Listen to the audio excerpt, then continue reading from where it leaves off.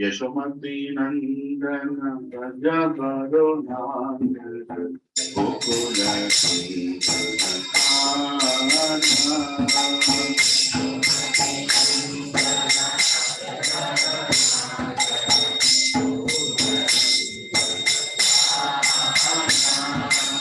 Yashomati Nandana Gajabaro Nandana Gokula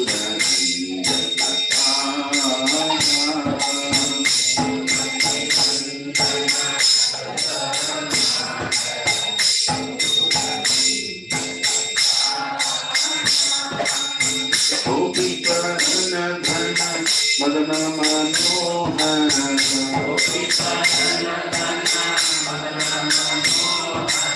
Gopi Padana Dhana Madana Manohara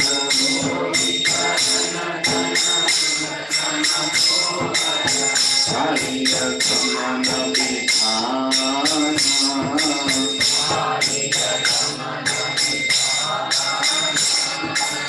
Hariya Kamana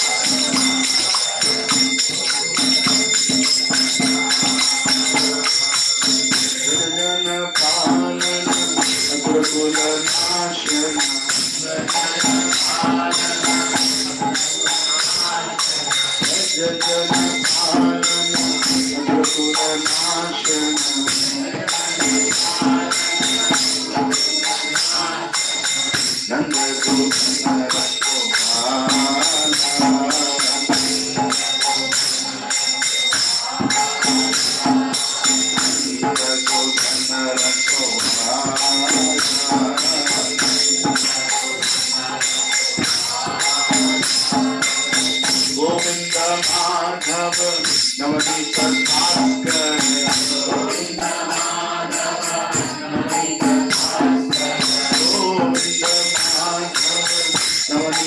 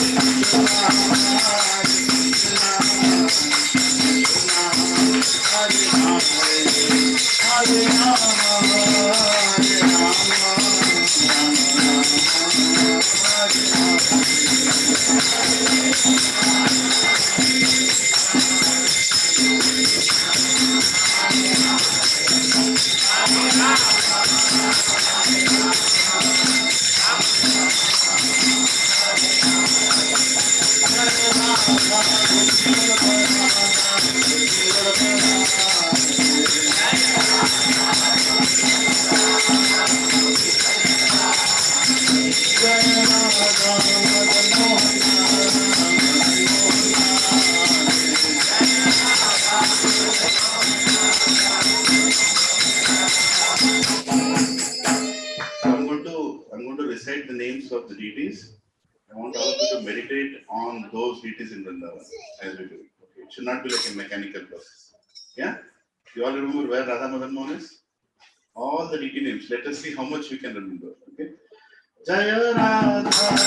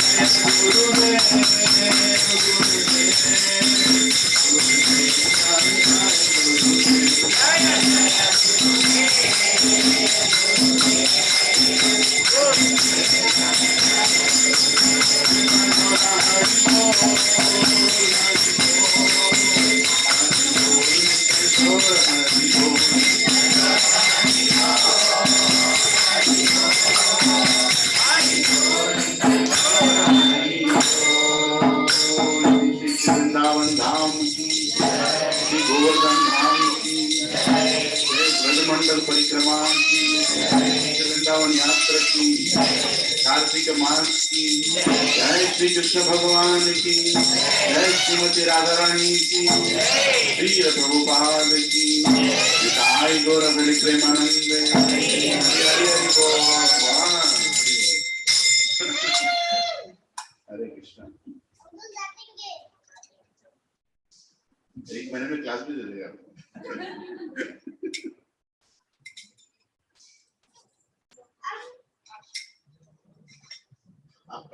आपका नाम क्या है? बताओ बताओ, नाम बताओ।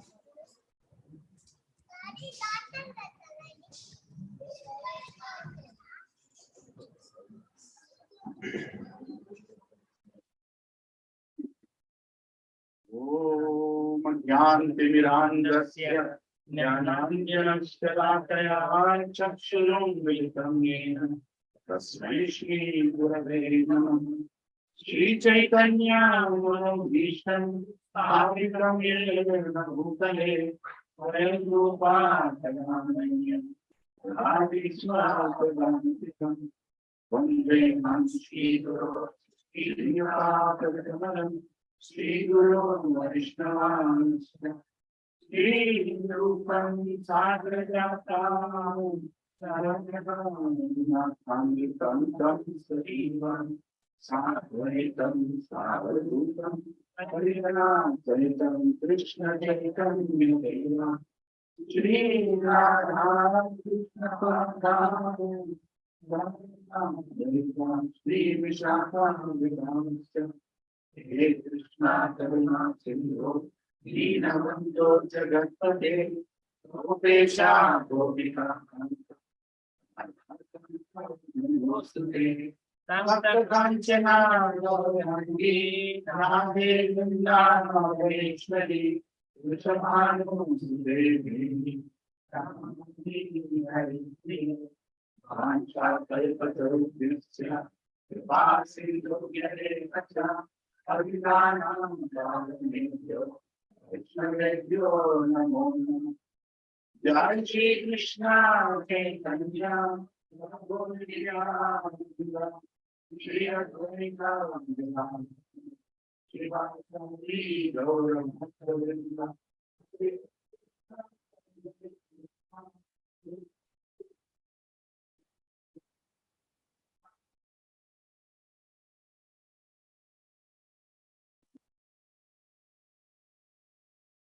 ओम नमो भगवते वासुदेवाय। ओम नमो भगवते वासुदेवाय। ओम नमो भगवते वासुदेवाय।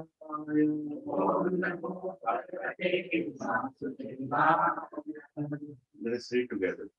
नारायण नमस्कृत्य नरं चैव नरोत्तमं देवीं सरस्वतीं व्यासं ततो जयमुदीरये। अष्टाध्यायेषु अभद्रेषु नित्यं भागवत सेवया भगवती उत्तमश्लोके भक्तिर्भवति नैष्ठिकी। कृष्णाय वासुदेवाय देवकीनन्दनाय च नन्दगोपाकुमाराय गोविन्दाय नमो नमः। नमः पंकजनाभाय नमः पंकजमालिने नमः पंकजनेत्राय नमस्ते पंकजाङ्गे। नमो महाप्रधन्याय कृष्ण प्रेम प्रदायते कृष्णाय कृष्ण चैतन्य नामिने गौरकृष्णे नमः। नमो ब्राह्मण्याय देवाय गौब्राह्मणहिताय च जगद्धिताय कृष्णाय गोविन्दाय नमो नमः। नमो विष्णुपदाय कृष्ण कृष्णाय भूतये श्रीमते भक्ति वेदांत स्वामी विनाशिने। नमस्ते सरस्वती देवे गौरवाणी प्रचारिणे निर्विशेषा शून्यवादी पाश्चात्य देशकारिणे। जय श्री कृष्ण चैतन्य प्रभो नित्यानंद हे अद्वैत गदाधर शिवासादि गौर Hare Krishna, Hare Krishna, Krishna Krishna, Hare Hare, Hare Rama, Rama Rama, Hare Hare. चैतोदर्पणमार्जनं भवमहाद्वावाग्निर्वापनं जयकैव चन्द्रकावतरणं विद्यावधूषीमणम् आनन्दभूतिवर्धनं प्रतिपदं पूर्णामृतस्वादनं सर्वात्मस्थापनं परं श्रीकृष्णसङ्कीर्तनं नामकारि बहुराजित सर्वशक्ति तत्रादिवानिरन्तं स्मरे नमः एतादृशी तव कृपा भगवन् नमामि दैवं विदुषामिनजानपुराणं प्रणादपि सुनिश्चयेन करोमि सहिष्णुना नमामिनमादेनाचित्तमेन सदा हरि अनन्यजन्म सुन्दरे कवितां वादकवीशकामये मम जन्मनि जन्मनीश्वरे भवताद्भक्तिरहोदितली हरि अन्नदन्यकिङ्करं पतितमस्मिषमे भवाम्बुधौ कृपयां नयनं जलदक्षुधारया जगदुभाय स्तम्भपुटनाथवनामग्रहणे भविष्यति यथायितं निमिषेण सत्यशास्त्रवच्छायितं ध्यायितं जगत्सर्वं घोरितं विरहेतमिति आश्लिष्य महासागरं विनस्तु मामादक्षिणं ब्रह्महतां करोतु दम्पतो मात्रणाकास्तु वेदनां हरे Krishna Krishna Krishna Hare Hare Hare Ram Ram Ram Hare Hare Hare Krishna Krishna Krishna Hare Hare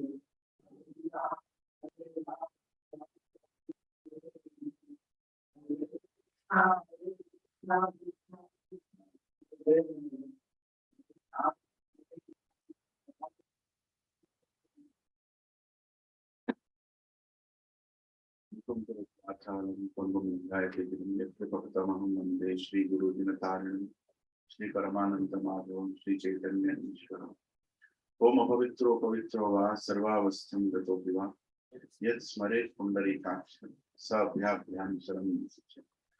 Shri Vishnu Shri Vishnu Shri Vishnu.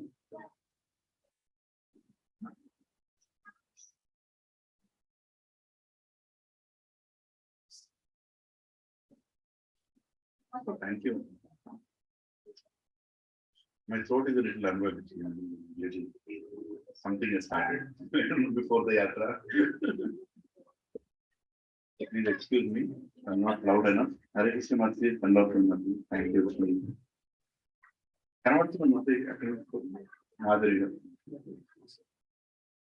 So I'm very grateful for all the families who have come here yet another Sunday evening. One more Sunday Krishna is given to all of us after working from Monday to Friday. One more Sunday is awarded that you can use it in my service. So we were in the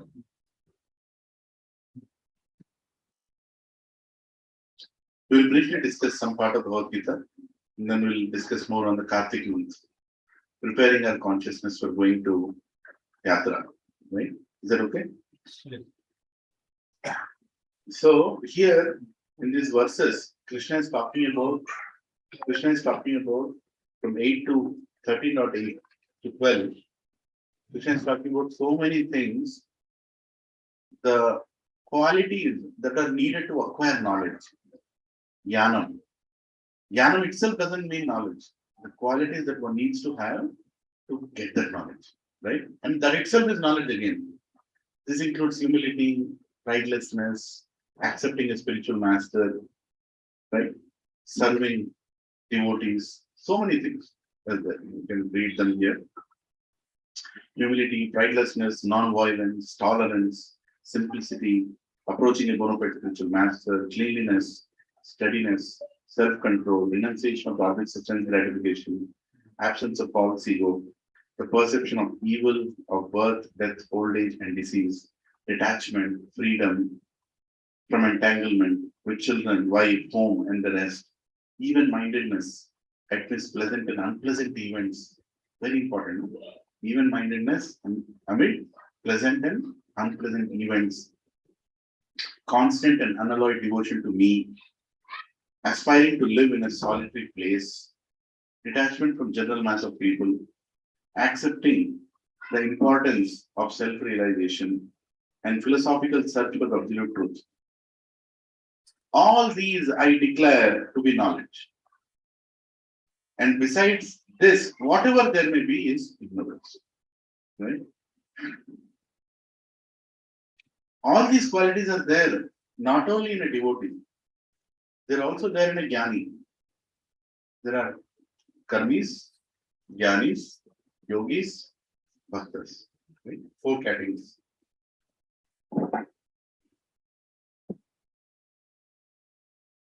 So the world has these 4 people: karmis, jnanis, yogis, bhaktas. So when Krishna is telling this verse, this whole thing, what is the one special thing that is in these qualities of a saintly person which only bhakta has? Another devotion. That's the most important. That unalloyed devotion to me is the only thing that changes a yogi or a jnani into a bhakta. Because jnani also has all these things.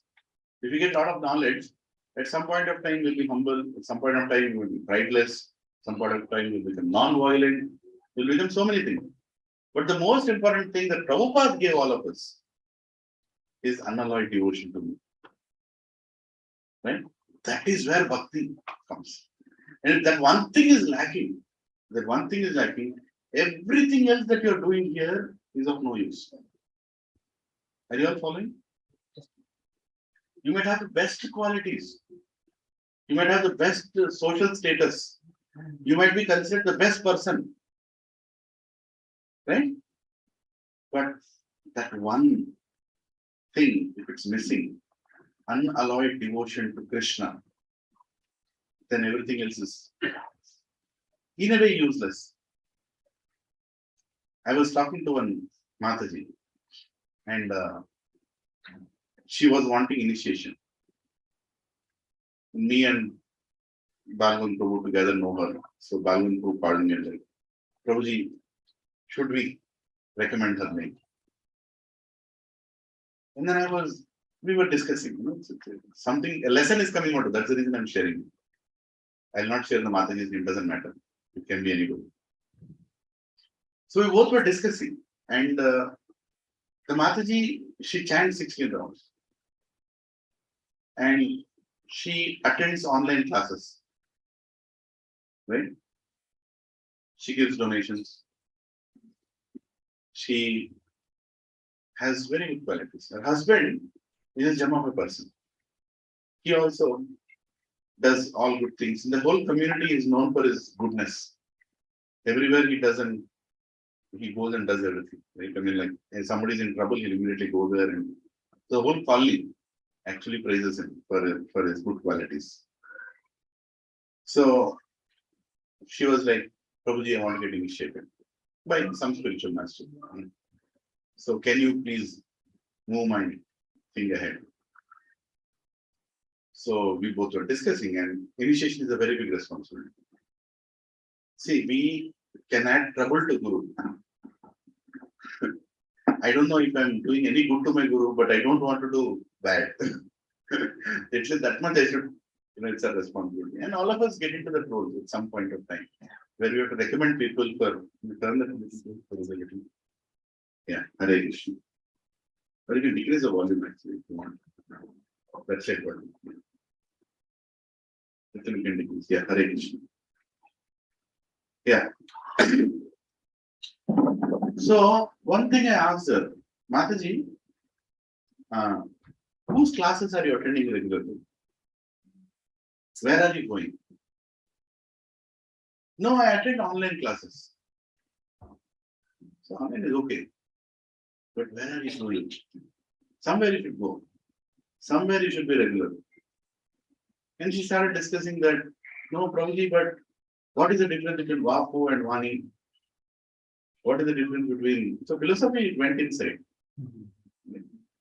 Philosophy went, see, that's the part, right? I mean, when you attend satsang, jnanam comes that you can start speaking in scriptural language, right? So then I told her, Mataji, see, it's not that you can't come. They're very rich also. They have a full-time driver always, right? They have, it's a family of Hare Krishna.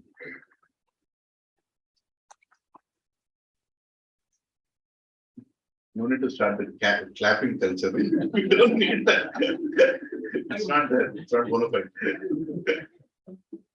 I'm getting blessing of Krishna. That's important. Hare Krishna. Thank you. Yeah. So, what was I saying? Yeah. So I told her, see, it's not that you can't come. You can actually. You don't have to drive also. You can come. Because I know her for many years. You can come. I said, Prabhuji, but family, Prabhuji, but her parents are initiated. Her family is almost like known in Krishna. Why don't you come to Satsang? Prabhuji, I actually like many devotees. I hear to them. I said, no, Mataji, you have to come. Somewhere you decide. You either come to me, or you come to Balgu and Prabhu, or you go to somebody. Somebody. And then somebody has to tell how you are doing. You can't be in the air saying that, I have understood everything and I'm happy. I want to get initiated. Then the recommendation came from some other very senior devotee that I am recommending her name. You take it forward. It came to me in Balwar. I am still an animal, so I don't have human qualities. So I can reject and shout also. Still I don't. So I said no. No, even if senior devotee is recommending, I am not going to accept. But Balwar Prabhu is Paradukka Dukhi. You say, Prabhuji, senior devotee recommendation. I actually am a Shishya, but he's still considering me to discuss this. Prabhuji, I want Prabhuji, you decide then who am I to do what? No, you tell what. Prabhuji, I don't think she is in the right state of mind. Then again, the discussion went on. Then Prabhuji again called one day. Prabhuji, she spoke to me. She wants to get initiated. So Prabhuji, I'm asking a simple question.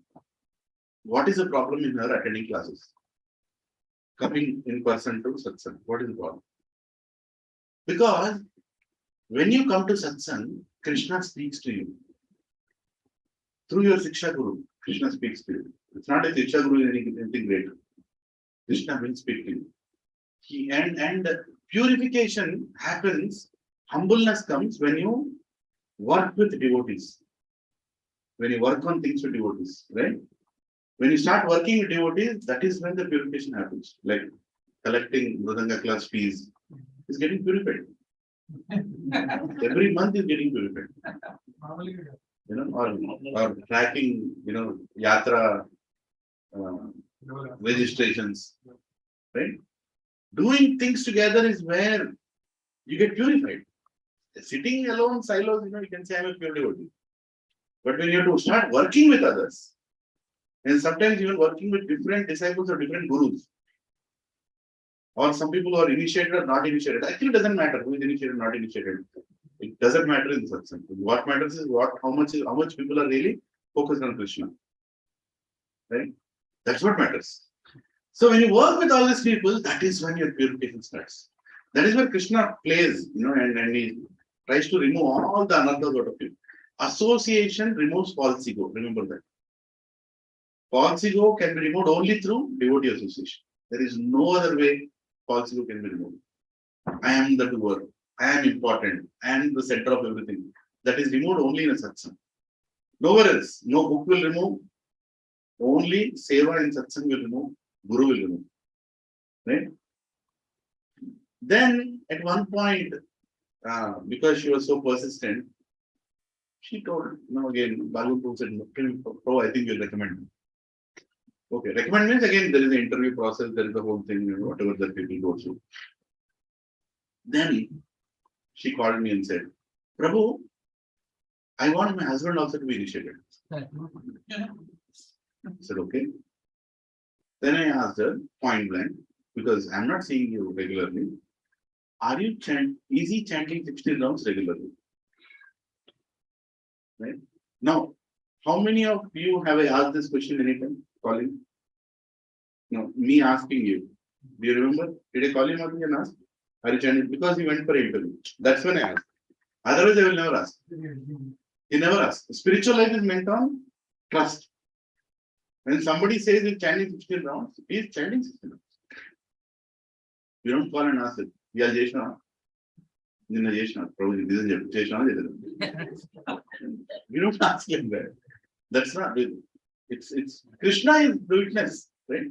Krishna is the witness. You cannot cheat. I cannot cheat my guru. You think you can cheat your guru? You cannot.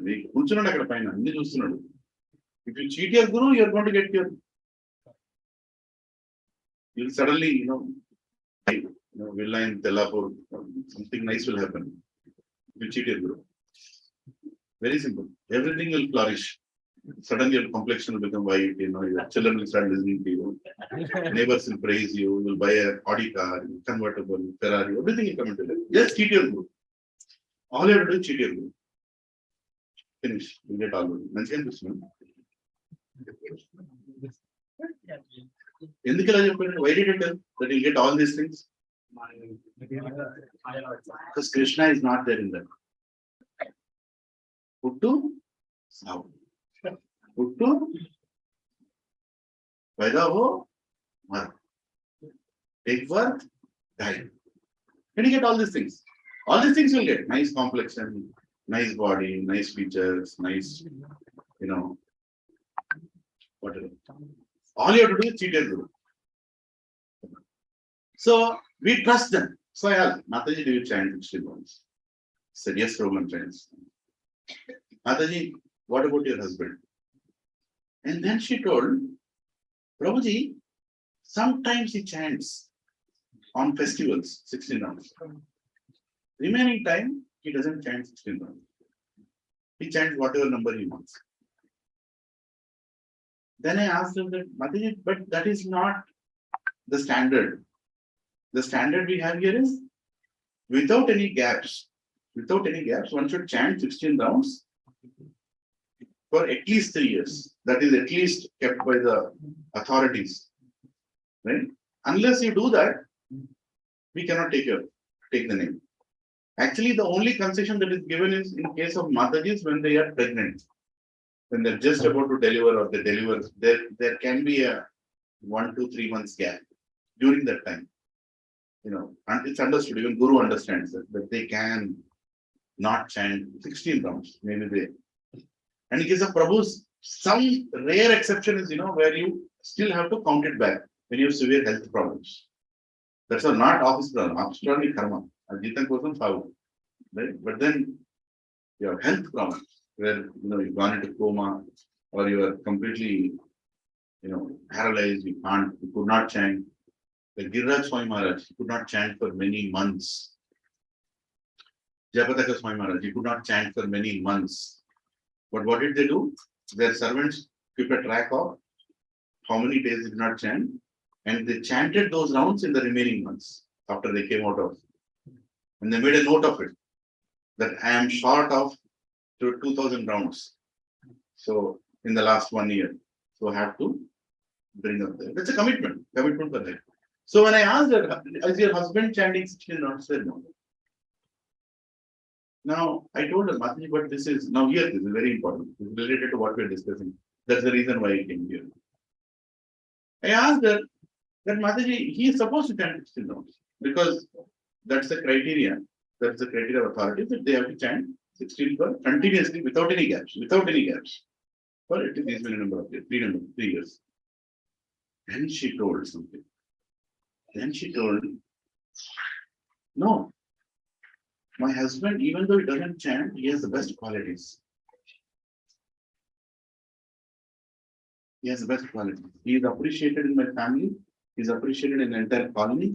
He is appreciated in his office place. He has the best qualities. Actually, some qualities even devotees don't have probably what my husband has.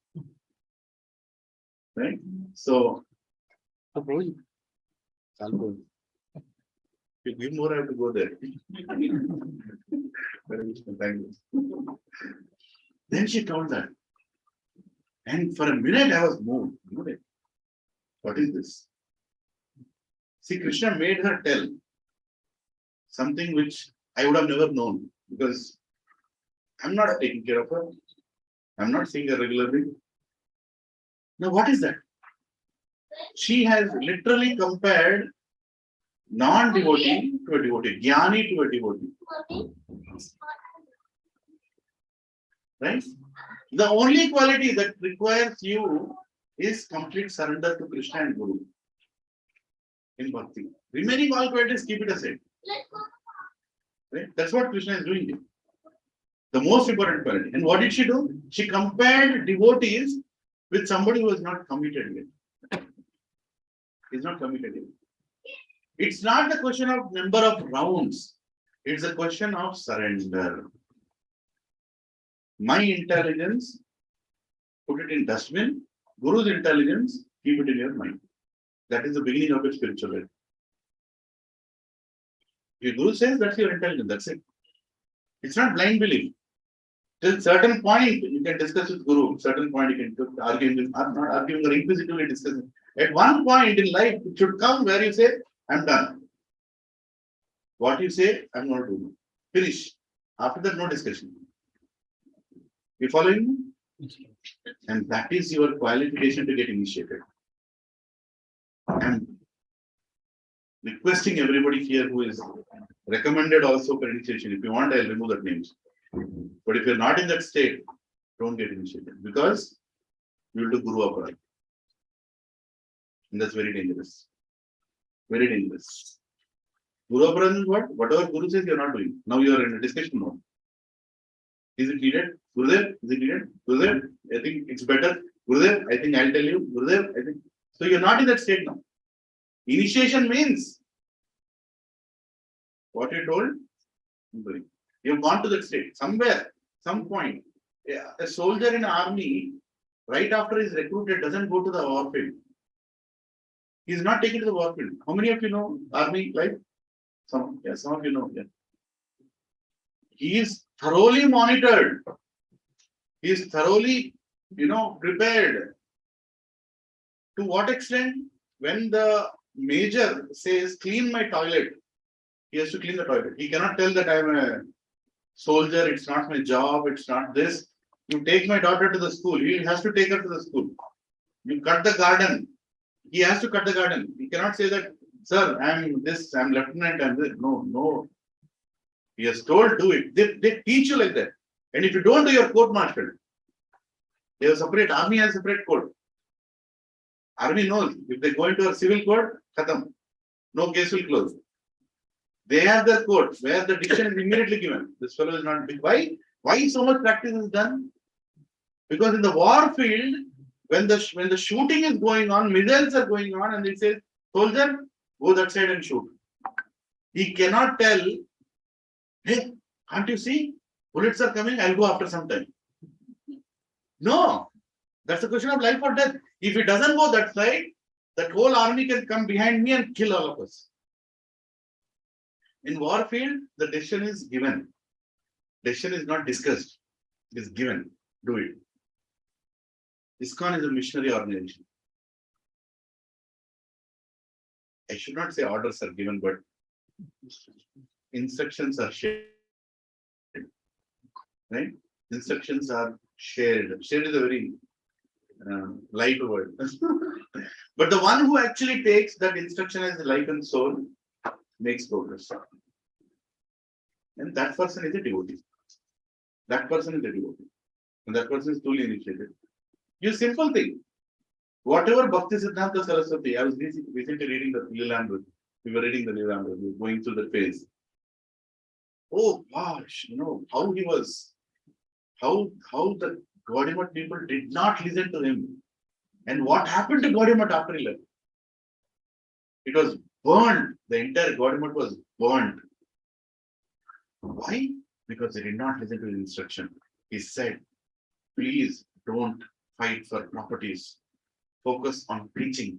Focus on sharing Krishna consciousness. Print books. He told, and he said, take this knowledge to the West. He told everything to everybody, including Abhay Charan, including our dear A.C. Bhaktivedanta Swami Prabhupada. Everybody were told the same instruction. Prabhupada followed it. And because he followed, he could establish ISKCON. ISKCON is a blessing of his Guru, Bhakti Siddhanta. And because they did not follow, entire Gaurimat burnt into ashes.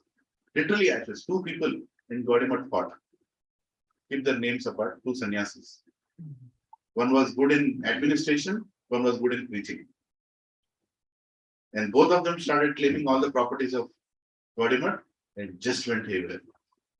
And Prabhupada relocated to Kolkata. He just came out of the whole management and he started creating his own way of preaching. But he did not forget the order of his Guru. So most important in spiritual life is not how good you behave with others. That's part and parcel. That anyway will happen. That's not the focus. What? Inta respectful ga untunnadu. Adi kuda important. When you come to Satsang, right?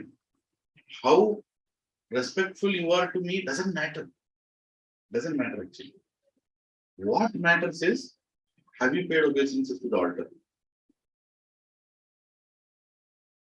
Training, what is the training that's going on here? I'm not pointing on anybody. It can even be obeisances through your heart. Sometimes when there is no space, you sit down and pay obeisances. No, Vishnu Padaya, Krishna Vishnu. It's very important. When you're entering a satsang room, you have to pay obeisances to the altar. So that is what determines that point. Unalloyed devotion on Shakti. That makes you qualified to make progress in spiritual life. And when you do that, every other quality automatically comes into you. All these other qualities, humility, cleanliness. But if you're not doing that, meaning if you're not following what is being told by the authority, then everything else is, it's there. It will just go into next life. Maybe next life will again come towards devotion. Any questions? Yes, brother. So regarding Guru, you told that. Yeah. Actually, recently I gone through a situation where actually I aspiring from Guru Ajay Swami. Yeah, very good. And initially I was with Radhanath Maharaj and I was in base. Then after marriage, my Shiksha Guru is Jayapataka Maharaj, so I aspiring from him and continue. But I heard 2-3 statements internally from the main leaders. The Shiksha Guru. I used to attend Radhanath Maharaj this Mangala because I like the way and all. I like the way and all. I used to go on. And I called one of my Satsanga devotee. Please come, you also. We will attend. He is senior devotee, and I think Sripati Prabhu. Sripati Prabhu, yeah. I used to attend there, and other Raj Prabhu was there. Yes. Then my friend got a call like that. Prabhu, please careful. They will drag you. They will take you to the Radha Swami. I have this I think 2010 I have seen all are Gokal Vishnu Maharaj, Radhanath Swami Maharaj, Jayapataka Swami Maharaj. There are we can see the Prabhupada through them. Yes. Wherever we are, we see the Prabhupada. Yeah. They are our Shiksha Gurus, and they are all being the our ISKCON and they are the pillars. I didn't understand. A lot of times I tried in my mind also. Why we see the Guru Maharaj is different when they are doing the same thing for the same purpose, and they do like they are the real Mahatmas. They are struggling for us to take us to the. So we respect the we have to respect the Guru Maharaj. We respect everybody, and when come to that particular Guru Maharaj section, why already they are elevated, they are successful. Why these words actually disturbs me a lot of times. I see my own career 4-5 times. I didn't understand what is the need of those words especially. And suppose they are going, suppose I am Guru Jayapataka Maharaj. So my Guru Radha Maharaj, they are all doing for what? We are all doing the same. Correct me, we are all doing the same thing. People can't hear you. We are all doing the same thing. Then why this differentiation we see as a Prabhupada, as a Simha Guru, and why these differences are coming? I need to understand this actually. Whether those are correct or if it's a fear, right? Actually, somebody is taking this a fear. That fear comes with bhakti or without it. Because I hear like when we are put Guru Maharaj and Krishna in center, there is no fear. Whatever is happening, even we are dying in the next minute, you don't have the fear. But I need to understand what's suppose let them go. Suppose coming or going, it's happening. I was in the Dekoration Maharaj right now, and I was in the Maharaj. It's going. I physical life is going, whether we are following or but I need to understand why these are coming internally where the elevated souls are there. I need to understand. Sorry if I am wrong. No. It's a good question. Actually, Hare Krishna. How many understood this question? You couldn't hear? Okay. They did not understand. So I'll try to repeat the question thoroughly. Correct me, if I've missed anything. So the question is, Prabhuji was aspiring at one time from Radhanath Maharaj, because he was a base. And then he got married, and then he started aspiring from Jayapataka Swami Maharaj. And then now he is planning to go to he is going to Mangalarti program of one Prabhuji here, Sripati Prabhu, very senior devotee. And someone has told him, why are you going there? He will drag you to some other Maharaj. One of my friend I asked him, but I got a call from who, so like that he told. I thought I shocked that day. Yeah. So Prabhuji, actually, did everybody understand? So the question is, what is this tendency of dragging and what is the tendency of, is it the right way of looking at, right, initiations or, So I think many of you are, some of you are new here, please forgive me. How many are new here? Please lift your hand. New to Krishna, Prabhuji, Hare Krishna. Yeah, anybody else? I want to make sure that you are new. Mataji, Hare Krishna. కొన్ని discussions ఇక్కడ కొంచెం sensitive గా ఉంటాయి కానీ don't conclude. నా request ఏంటంటే కొత్త వాళ్ళు నేను చెప్పింది కంక్లూడ్ కాకండి, వినండి. You can listen to it, then after that you can after some time Krishna will tell you what it actually means. You need some kind of maturity to discuss these things. No. When I look at you, I am remembering myself somewhere in 2009. I asked the same question to Chandramouli Swami Maharaj. Direct. Chandramouli Swami Maharaj was sitting there, and it was Satsang in Boston, and I'm sitting in front of Maharaj. And then I went and told Maharaj, why am I being told that if I'm coming to one Satsang, I'm being influenced to go towards one Maharaj, and when I'm going to some other Satsang, they're telling that I'm being influenced to go to another Maharaj. You all are, serving Prabhupada. What is wrong if I'm trying to aspire from one Maharaj? Why is the other person feeling bad, or what is this whole thing? I asked this question to Chandramouli Swami Maharaj directly. Now I feel I should not have. At least in that forum, the forum was not right. He was doing a kind of a one-time program in a new. Anyway, but that's okay. So Maharaj gave a beautiful answer. I'll try to repeat his answer. It's been a while. I'm trying to recollect the whole answer, but I'll tell you the gist of what he told. He told, Prabhu, a preacher gets the ability to preach because of the blessing of his guru. Connection. So it's very natural that a preacher, when he speaks, his guru speaks out of him, and you will get a flavor of his initiated guru. You can't hide that. It's natural, right? For example, in Delhi, in some Bhakti Rikshas, when a Gopal Krishna Maharaj disciple is preaching, you go and attend his classes, you will feel the presence of Gopal Krishna Maharaj there. You cannot say, he should be like, you should not show that. No, it is not possible. When you're in love with somebody, you will speak what you hear. Like, for example, I hear Radhanath Maharaj lectures a lot whenever I get the time, because he's my initiated guru, right? I also hear other Swami Maharaj lectures, but I also do that. So obviously, the amount of information and amount of realization that I hear from my personal guru I speak more. What is input, that is output. Okay. So, you feeling the flavor of one guru in one satsang, flavor of another guru in another satsang is natural. There's nothing to be, feeling on. It's natural, Yeah. But as a preacher, we should not, our job is to connect. Our job is to inform. Our job is to tell. This is how it is. The person coming has to form a personal relationship, has to have an attraction towards that guru, and he has to be, because it's lifelong. Not only lifelong, many, many lives. Right?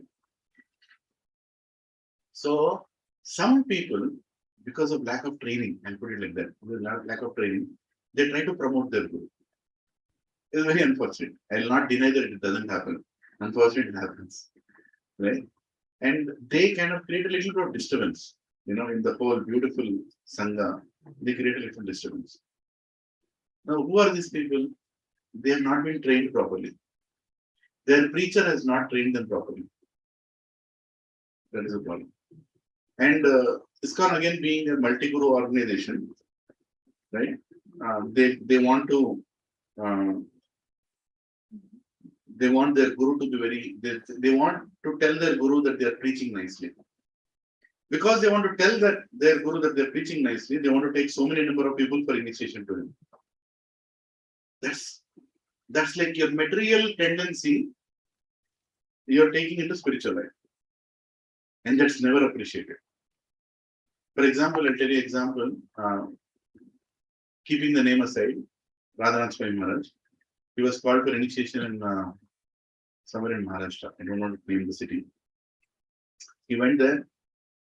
Around more than, I think, 60, 70 devotees were lined up. Everything ready. Tomorrow morning is initiation. Everybody is all set. Temple president went, and in an indirect conversation, he told that your disciple has influenced all these people to take initiation from you. Finish. He left. He just got up and left from that place.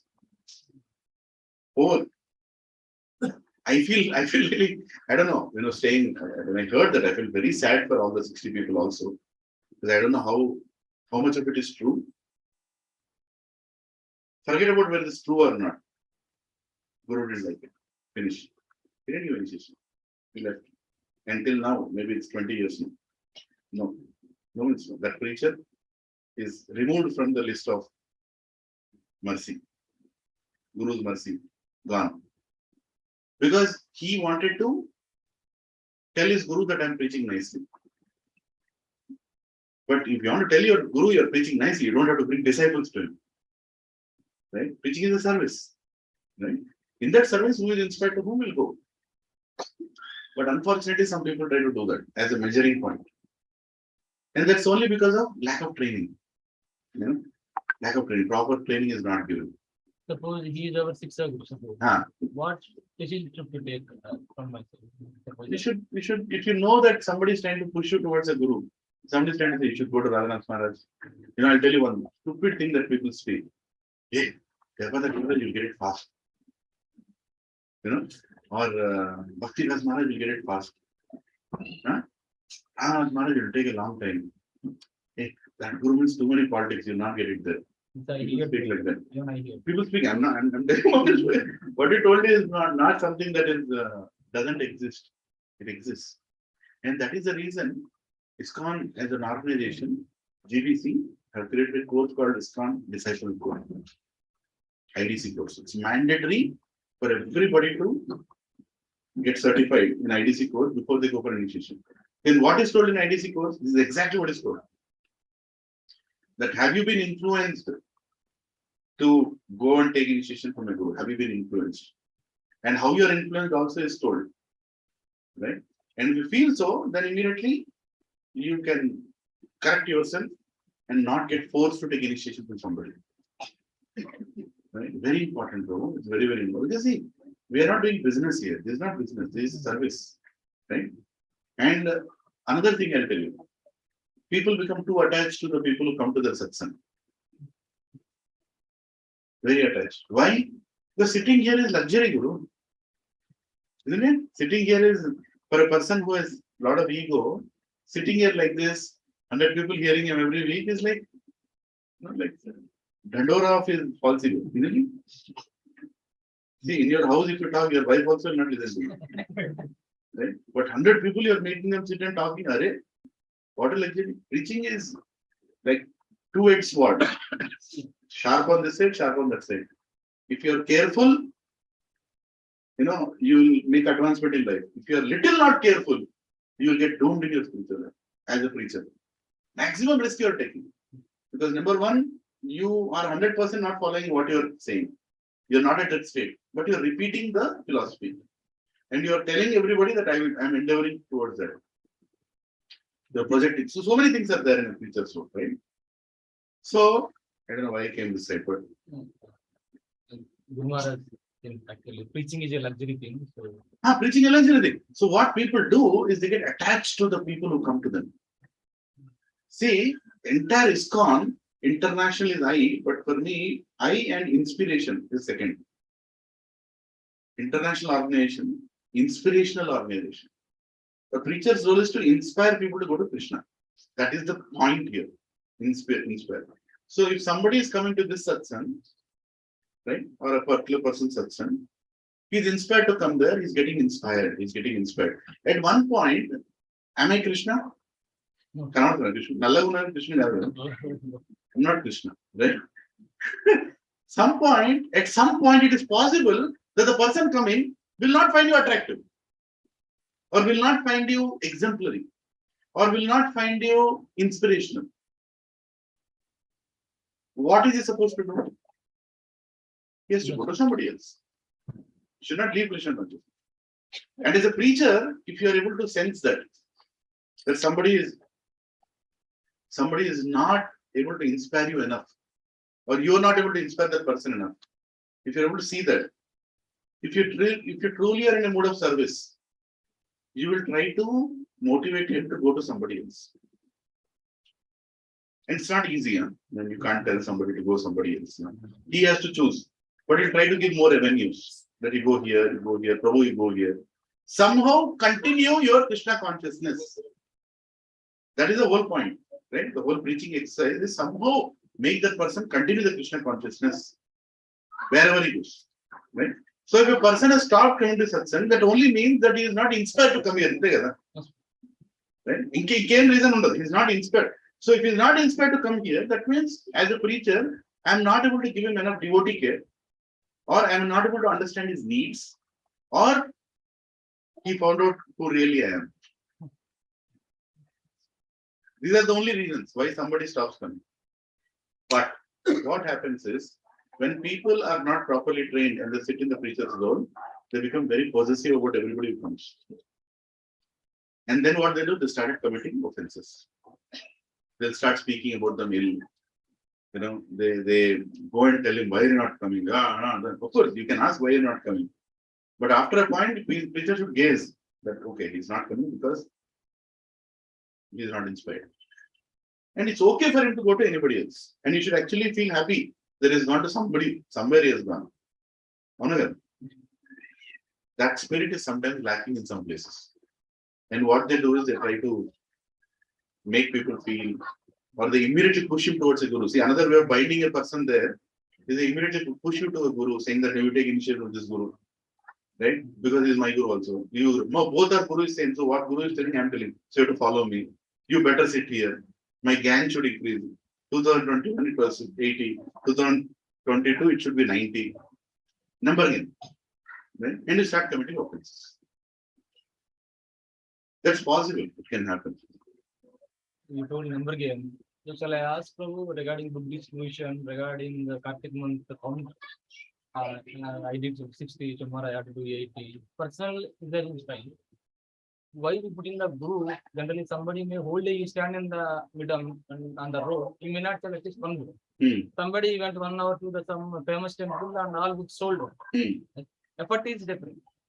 Why to publish numbers is your question. Publish Okay. numbers. Per book distribution. Yeah. There is nothing wrong in that, provided it is done in the right spirit.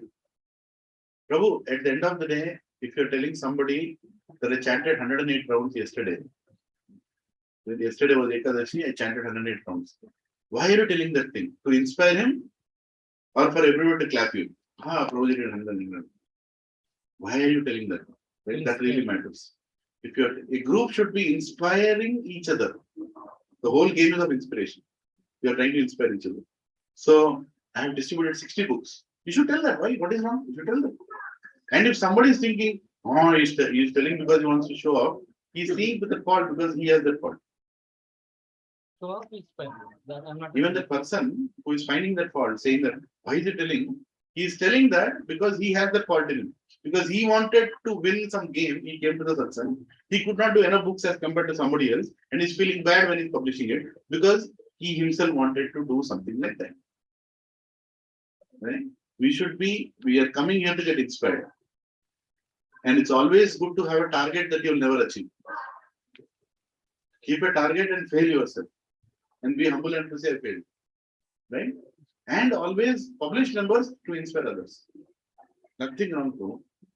Humility is in doing. Humility is not, I'll not tell anybody, I'm humble. Should tell. Come into the room and say, Prabhu, I did 80 books yesterday. But that should immediately inspire 20 other people that, I'll do. But one of them will think, why is he telling numbers? He's telling, why is he feeling like that? He's not able to. Because he has that competitive spirit. He has that competitive. He's seeing, when you see faults in others, that's only because you have that fault. But I heard Prabhupada conversation with one of the devotee, I read in Lilananda. He told my books are gold. Who knows the value of the gold? They will automatically, if you show, they will come and take. Because they don't know the value of the gold of my books. They cannot take. You don't worry. That is the one book he sold, I think, one day. Then he told I didn't able to sell more books. And I think this conversation happened. I remember. Yeah. Again, you have to understand, Prabhupada spoke to different people in different contexts. Right? There was once in, I think in Boston temple president went and complained that, this devotee doesn't participate in, there is this devotee doesn't participate in distribution. He doesn't, go out and do prasadam distribution. He is not helping in the kitchen also. All the time he's sitting and chanting in that corner. Prabhupada, how to make him to service? Prabhupada told, what he is doing, none of the others can do. Let them do what they are doing. He is chanting. Nobody else is doing that. He is chanting nicely. That also Prabhupada told. And Prabhupada also told at one time, book distribution is the most important activity, you should do that. At one time he told, in quotes, not for anybody here to repeat. He said, that's equal to chanting, go into book distribution. Now, you're not going to sit here and say that Prabhupada told that, but it's contextual to a person in a situation. Prabhupada was dealing with whom, Prabhu? We are all Indians. It's so easy to deal with Indians. He was dealing with Chinese, Japanese, Russians, who have no clue what is Krishna, who don't understand what is a guru. The word Guru is Latin for them. They don't understand what is a guru. They only know God. They only know there is some God, whatever name. They know we. There is nobody in between. A lot of people don't come to ISKCON because they don't want a guru. Okay? Guru is a big hurdle for a lot of people. But only when you come and hear and properly from right source that Guru is actually the only way you can achieve Krishna. When a Guru is satisfied, Yasyat Prasada. Yeah. So, Prabhuji, it's very unfortunate that some things like that happen. And it's Kali Yuga, it happens. Right? It happens. No, it's a good thing, Ivan. Maybe it could have cleared some other people's doubts also. Right? But all I'm trying to tell is, have a personal attachment from any guru that you are aspiring from. And Sripati Prabhu is a very senior devotee and is an amazing devotee. I need to Yes, you should go. Confirmation. So, right? So you should go and attend Mangalarti there, right? And if that is inspiring you, you should go there. And if here it is inspiring, you can also come here, but continue. And don't hear to all this, he is pushing you. When people speak like that, just leave it aside. Because when I hear about my level, I can see it is your fault or something. Important, When I hear from you, it may be clarity, and next time I can be more conscious. So unfortunately it happens, bro. No problem. Generally, yeah. Okay. Violet and okay. Okay. Yeah. That's it. Yeah. Did I clarify it? Yeah, bro. Anybody has any subjects? Nothing you're looking. చెప్పండి మరి.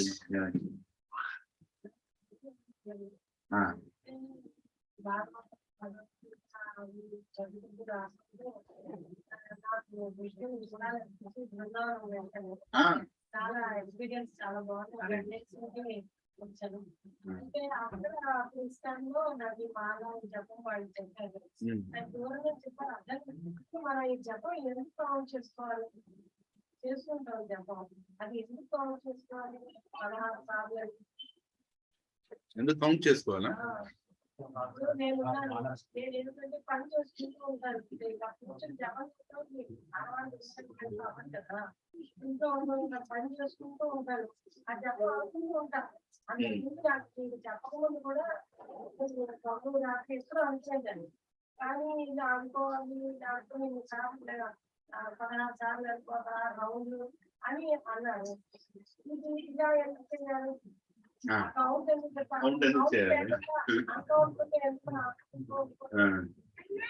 దీనికి ఒక okay keep it like that. Children are coming and going. Do we need to count? So Mataji's question is, Mataji's question is, why do I need to count? Why do I need to count when I'm anyway chanting names of God? Whole day I can chant names of God, knowingly and unknowingly I'm chanting. Why do I need to count? Count is also anything. దీంట్లో రెండు విషయాలు ఏమంటుంది. ఒకటి ఏంటంటే నామనామకారి బహుడా నిజ సర్వశక్తి తత్రాధిప నియమిత స్మరణేన కాల. కృష్ణ చెప్తున్నాడు నియమం లేకుండా పాటి చేయండి. నియమం లేకుండా చాంట్ చేయని చెప్తున్నాడు. ఏం నియమాలు లేవు, ఎప్పుడైనా చెప్పని చేయవచ్చు. రైట్, పొద్దున్న లేచినప్పుడు చేయవచ్చు, పడుకునే కదా ముందు చేయవచ్చు, అన్ని చేయవచ్చు. రైట్, దీని నియమాలు ఏమి లేవు. కానీ ఒక నియమం కూడా పెడతాడు, ఒక రీజన్ కోసం పెడతాడు. ఎందుకంటే మన హృదయంలో కొంచెం సరెండర్ రావాలి. గురువు ఆజ్ఞ చెప్పింది నేను పాటియాలి, అదొక క్వాలిటీ, సరెండర్ అనేది రావాలి. అది రావడానికి గురువు చెప్తారంటే ఇన్ని కంపల్సరీ చాంట్ చేయాలని చెప్తాడు. ఆ చెప్పడంతో అది చేయడంతో మనలోనూ ఉన్న అహంకారం కూడా తగ్గుతుంది. లేకపోతే నేను బాగానే అన్నా అనిపిస్తుంది. ఇంకోటి ఏంటంటే ఆచార్యులకు తెలుసు మనకి ఎంత నామం చదివితే మన హృదయంలో పరివర్తన వస్తుంది. ఆచార్యులకు తెలుసు. వాళ్ళు ఫర్ ఎగ్జాంపుల్ భక్తి సిద్ధాంత సరస్వతి ఠాకూర్ 64 మాలలు చేయమని చెప్పేవాడు. 64 రౌండ్లు.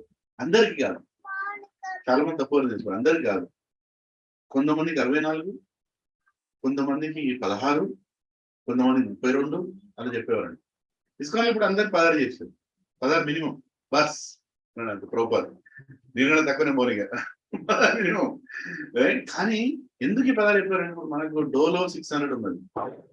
డోలో 600 ఎంజీ పడాల్సిందే. జ్వరం దగ్గరంటే ఆ 600 పడాల్సిందే. నేను ఏదో తింటున్నా కదా, ఏదో చేస్తున్నా, జ్వరం దగ్గర తగ్గదు, అది 600. అదేవిధంగా మన ఇప్పుడున్న సిచ్యువేషన్ లో, ఈ కలియుగ ప్రవాహంలో, what ever is going on around us, for us to come out of this we need that much dosage. 16 మాలలు కౌంట్ చేసి చేయాలి. ఎందుకంటే అంత నేను చేశానా చేయలేదా అన్నది ఒక కమిట్మెంట్. అది ఒక కమిట్మెంట్. నేను గురువు చెప్పాను నేను 16 మాలలు చేస్తానండి, ఆ మాత్రం నేను చేసినా చేయలేదు, మినిమం చేసినా చేయలేదా. ఒక బాంబేలో ఒక డివోటీ నాకు చెప్పారు ఇది, అంటే లెక్చర్ లో విన్నాను. ఒక షాప్, 2 షాపులు ఉన్నాయి బాంబేలో, 2 క్లోత్ షాపులు. ఒక క్లోత్ షాప్ ఓనర్ ఏమో ఒక డివోటీ, ఇంకో క్లోత్ షాప్ ఓనర్ తన ఫ్రెండ్, డివోటీ కాదు కానీ నామం అలా పాడుతూ ఉంటాడు, గోవిందనామం ఉంటాడు. అతను వచ్చి ఈ బాబుని అడిగాడు, సారీ ఈ షాప్ అతను అడిగాడు, ఏమంటే మీరు ఎప్పుడు జపం చేస్తుంటారు, మరి నేను కూడా గోవిందనామం పాడుతున్నా కదా, మరి మీరు కూడా అట్లా వాడుకోవచ్చు కదా, ఈ చేతులు ఇదెందుకు మళ్ళీ అన్నాడు. అంటే అతను అన్నాడు ఏమన్నాడంటే, ఒక పని చేయండి, మీరు రేపు పాడినప్పుడల్లా ఒకసారి లెక్క పెట్టండి, ప్రయత్నించండి, ఎన్నిసార్లు మీరు మంత్రం చదువుతున్నారో ఒకసారి లెక్క పెట్టండి. నేను ఎప్పుడు చదువుతుంటాను, లెక్క పెట్టే వస్తుంది లేదంటే ఒకసారి లెక్క పెట్టండి, చదివినప్పుడల్లా మీరు గుర్తుంటే మీరు లెక్క పెట్టండి. తను సిన్సియర్గా చెప్పాడు, సిన్సియర్గా ఇంపార్టెంట్ వచ్చి చెప్పాడు. రోజు నేను మొత్తం రోజు కలిపితే ఒక రౌండ్ కూడా చేయలేదు. నేను అనుకుంటున్నాను నేను చేస్తున్నాను ఎన్నో పనులలో, కానీ నేను చేయలేదు. నాకు ఇప్పుడు అర్థమవుతున్నది మీరు జపమాల పట్టుకొని ఎందుకు కూర్చుంటారు. ఎందుకంటే ఏమంటారు, జపమాల పట్టుకొని మనము దీక్ష తీసుకున్నప్పుడు ఇంకో విషయం చెప్తాం, I will chant my rounds on beads అంటాం. మాల మీద చేయడం ఇంపార్టెంట్. మళ్ళీ ఊరికనే ఇట్లా హరే కృష్ణ హరే కృష్ణ కృష్ణ కృష్ణ హరే ఇట్లా అనుకోడు, లేకపోతే ఇటుడికి మొత్తుకోడు, ఇవన్నీ కాదు. మాల మీద చేయాలి. మాల మీద చేయాలని మనం కూర్చొని చేయాలి. ఒక పక్కన నిద్ర వస్తున్నది, నడుచుకుంటూ చేస్తా, కానీ మాల పట్టుకుంటా. అండ్ నాకు తెలుసు నేను చదివినా చదవలేదా అన్నది. అవునా? సో దాంతో ఏమైందంటే, ఒకటి మనం ఏ టైం అయితే స్పెండ్ చేస్తామో జపం కోసం, ఖచ్చితంగా జపమే చేస్తాం, చెయ్యాలి. అట్లీస్ట్ కొన్ని రోజులు చాలా బాగుంటుంది, కొన్ని రోజులు అస్సలు బాగుంటుంది, కానీ కూర్చొని చేయాలి. ఆ 16 మాలలు ఎప్పుడైతే కరెక్ట్గా చేస్తామో ఆ రోజు మన శ్రద్ధనే వేరే ఉంటుంది ఆ రోజు. అవునా? సో ఆచార్యులు మీకు చెప్పారు 2 కారణాలు. ఒకటి చేస్తే కరెక్ట్ డోస్ అయింది, ఇంకోటి మన అహంకారం తగ్గుతుంది. వాళ్ళు చెప్పింది పాటిస్తే మన అహంకారం తగ్గుతుంది. వాళ్ళు చెప్పింది పాటిపోతే ఎక్కడిపోతే అహంకారం, నేను ఆల్రెడీ బాగానే ఉన్నాను. ఇప్పుడు డాక్టర్ దగ్గరికి వెళ్ళిపోయి నేను బాగానే ఉన్నా, నువ్వు రాసేది రాయంటే వాడు ఏం రాస్తుంది? మరి ఎందుకు వచ్చినావు అంటాడు. అంతే కదా. ఇప్పుడు డాక్టర్ దగ్గరికి వెళ్ళిపోయి ఏమండి నేను ఆయుర్వేదం తీసుకుంటున్నా, అలోపతి మన హోమియోపతి కూడా ఇంట్లో ఉన్నది, జ్వరం వస్తున్నది, కానీ నువ్వు ఏం రాసుకో అంటే ఏమంటాడు? అవే తీసుకొని సావు అంటాడు. అలోపతి తీసుకో, హోమియోపతి తీసుకో, సావు. నా దగ్గరికి వచ్చి అంతే కదా. నా దగ్గరికి వచ్చినప్పుడు మనం చెప్పింది పాటియాలి. కొన్నిసార్లు అది బాగానేమని కూడా చెప్తాడు.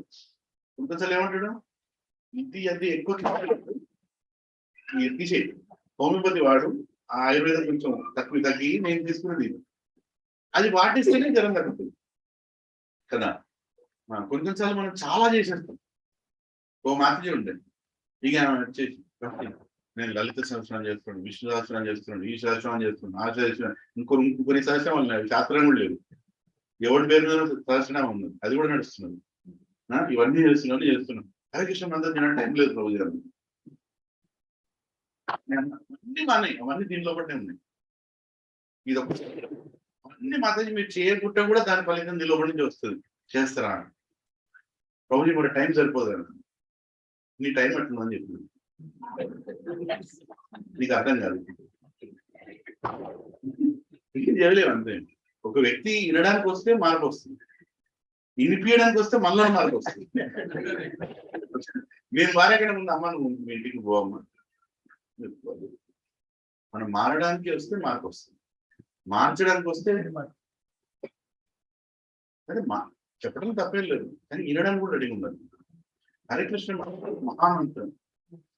చైతన్య మహాప్రభు స్వయం కృష్ణుడు, కానీ స్వయం వచ్చి ఇచ్చేయలేడు. ఇది హరికృష్ణ మంత్రం, ఈ యుగానికి పాడు అని. అంటే అయిపోయింది, దాని డిస్కషన్ లేదు. దట్ ఈస్ ద మహామంత్రం, అదే మూల మంత్రం. మేము ఇంకెన్ని మంత్రాలు వాడినా సరే లాస్ట్కి హరికృష్ణ మంత్రం పాడితేనే పూర్తి చేయలేదు. ఆచార్యుడు 16 రౌండ్లు చేయమని చెప్పొచ్చండి, 16 రౌండ్లు చేయాల్సింది, దాని డిస్కషన్ లేదు. దానికంటే మినిమం చేయాలి, అంతవరకు చేరుకోవాలి. ఇప్పుడు ఒక్క రోజులో రాదు, కొంతమందికి టైం పడుతుంది, కొంతమంది ఇమీడియట్గా వెళ్ళిపోతారు. మా అమ్మ ఉన్నది డైరెక్ట్ 16కి వెళ్ళిపోయింది. నేను చెప్పాను వెళ్ళిపోయింది అంతే, అక్కడే ఉన్నది. మళ్ళీ 32 కొంతమంది ముందు కూడా పోతారు. అవునా? కానీ తప్పేం లేదు, కానీ మినిమం 16 అయితే చేయాలి. చేసేది శ్రద్ధతో చేయాలి.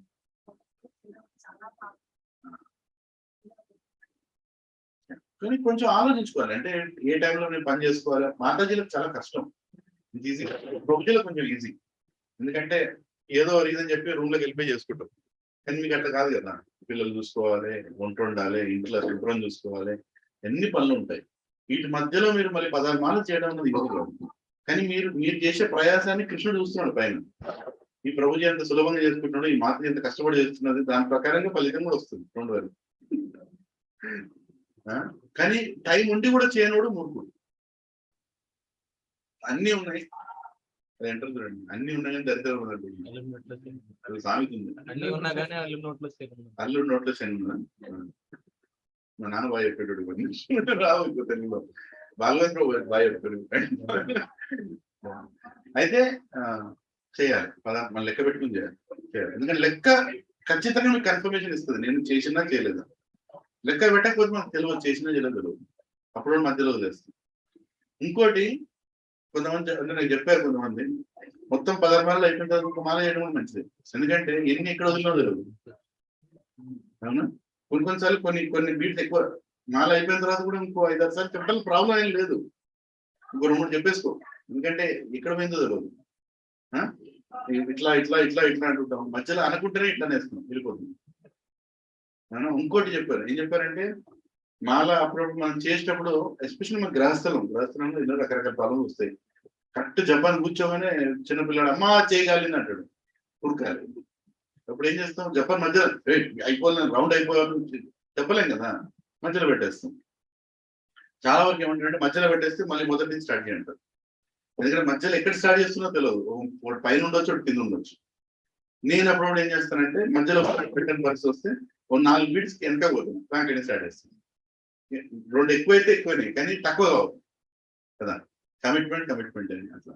ఇది నెంబర్ కాదు, ఇది నెంబర్ గేమ్ కాదు, ఇది మోర్ దాన్ కమిట్మెంట్. అంటే ఏంటంటే మనం ఒకరి ఆజ్ఞని పాటిస్తున్నాము. సురభి మాత్రం repeat what ever it some people don't know Telugu, so Sanya, you want to add anything?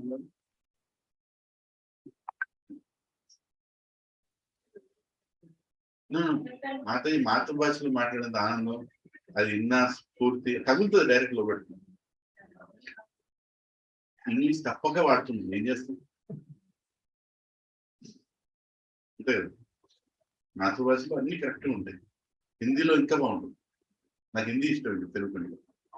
కానీ అందరికి అర్థం కాదు, ఈ రోజుకి అర్థం కాదు. హరే కృష్ణ.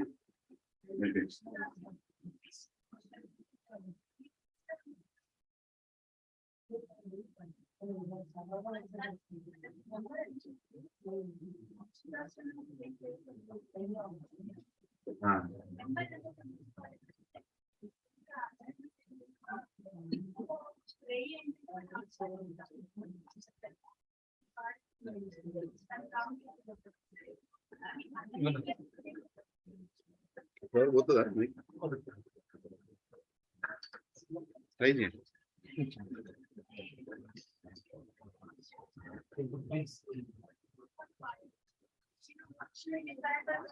ఫస్ట్ చేసుకుంటారు. సపోజ్ కృష్ణుడికి సరెండర్, మన దేవుడికి సరెండర్ కావాలి. Thank you. కరెక్ట్ మంచి ఏదైనా బాధ ఇస్తే ఆయన చూసుకుంటారు.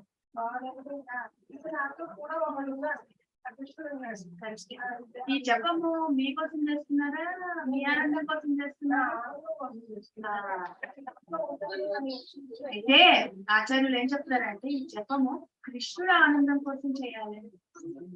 అది సరెండర్. మన కోసం చేయదు, కృష్ణుడు ఆనందం కోసం చేస్తే అది సరెండర్. సో అది ఆ 3 రావాలన్నందుకు ఆచార్యులు మనకు ఇన్ని నెంబర్స్ అని చెప్తారు.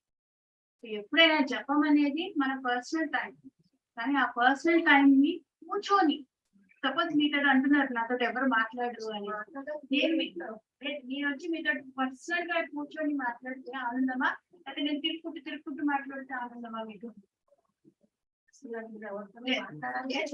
లేదు, నేను ఇన్సిడెంట్ చెప్తున్నాను. ఇప్పుడు నేను పక్కన వచ్చేసి ఆంటీ అని మాట్లాడితే ఓకేనా, లేదా హాయ్ ఆంటీ అని అంటే దూరం చెప్పడము ఏది ఇంట్రెస్ట్? అయితే కృష్ణుడు కూడా ఇంపార్టెంట్ ఏంటంటే నేను మీతో పక్కకి ఎలా కూర్చొని మాట్లాడాలో అలా ఒక టైం తీసుకొని కూర్చొని మాట్లాడుతున్నాను కదా, అది ఇంకా ఇష్టం. అది ఎందుకు ఇష్టము? ఇంకా తన ఓన్ డివోటీస్ ఇచ్చారు 16 నెంబర్ అని, అది కూర్చొని చేస్తే కృష్ణుడు ఈవెన్ ఆనందపడతారు. సో మీరు చేసే జపం ఫలం ఏంటి? కృష్ణుడు ఆనందం, అది వచ్చేస్తాం.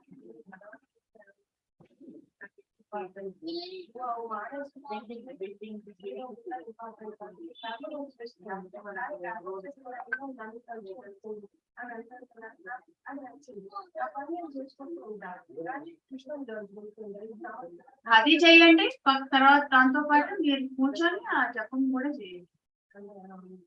కృష్ణుడు కర్మ చేయమన్నాడు, దాన్ని ఏం కర్మ చేయమన్నాడు అనేది కూడా ఇంపార్టెంట్. సో మీరేం చేయండి, మీరు ఇన్ఫాక్ట్ చాలా అడ్వాన్స్. ఎందుకంటే మీరు జపం కూడా చేసుకొని 24 hours కృష్ణుడికి జపం చేసుకోండి. కానీ 2 hours కానీ ఎంత మీరు అనుకున్నది 4 rounds 16 స్టార్ట్ చేయకండి. మీకు వీలైనట్టు 2 rounds చేసుకోండి. 2 rounds ఎవ్రీడే చేయండి. కన్సిస్టెన్సీ అనేది ఇంపార్టెంట్. నేను ఈరోజు 4 చేస్తాను, రేపు 4 కాదు. నేను 4 పెట్టుకుంటా కృష్ణ, 4 నేను పూర్తి చేస్తాను. కృష్ణ అనుకుంటాడు, అబ్బా ఎంత కష్టం ఉందో చూడు, ఈమె 4 ప్రామిస్ చేసింది, 4 ఎంత మంచిగా చేసింది. కృష్ణుడు దేవుడు భావం గ్రహించినాడు, భావం చేస్తాడు. సో భావం ఏంటంటే నేను మీ పక్కన వచ్చి కూర్చున్నప్పుడు భావం చేస్తారు అంతే కదా. చూడు ఈమె నా కోసం వచ్చి కూర్చుంది. సో అందుకని అది మీకు మంచిగా అనిపిస్తుంది, దగ్గర అనిపిస్తుంది. నేను పక్కన వచ్చి కూర్చొని మాట్లాడితే మీకు ఎంతో ఆనందం వేసింది, ఆ భావం ఇచ్చింది. సో కృష్ణుడు కూడా మీరు చెప్పింది కూర్చొని చేస్తే ఆనందం వేస్తుంది. సో అంతది మీరు 24 hours తలుచుకోండి, తప్పేం లేదు. కానీ ఆ కూర్చొని కృష్ణుడికి ఆనందం కోసం మీరు చెప్పండి.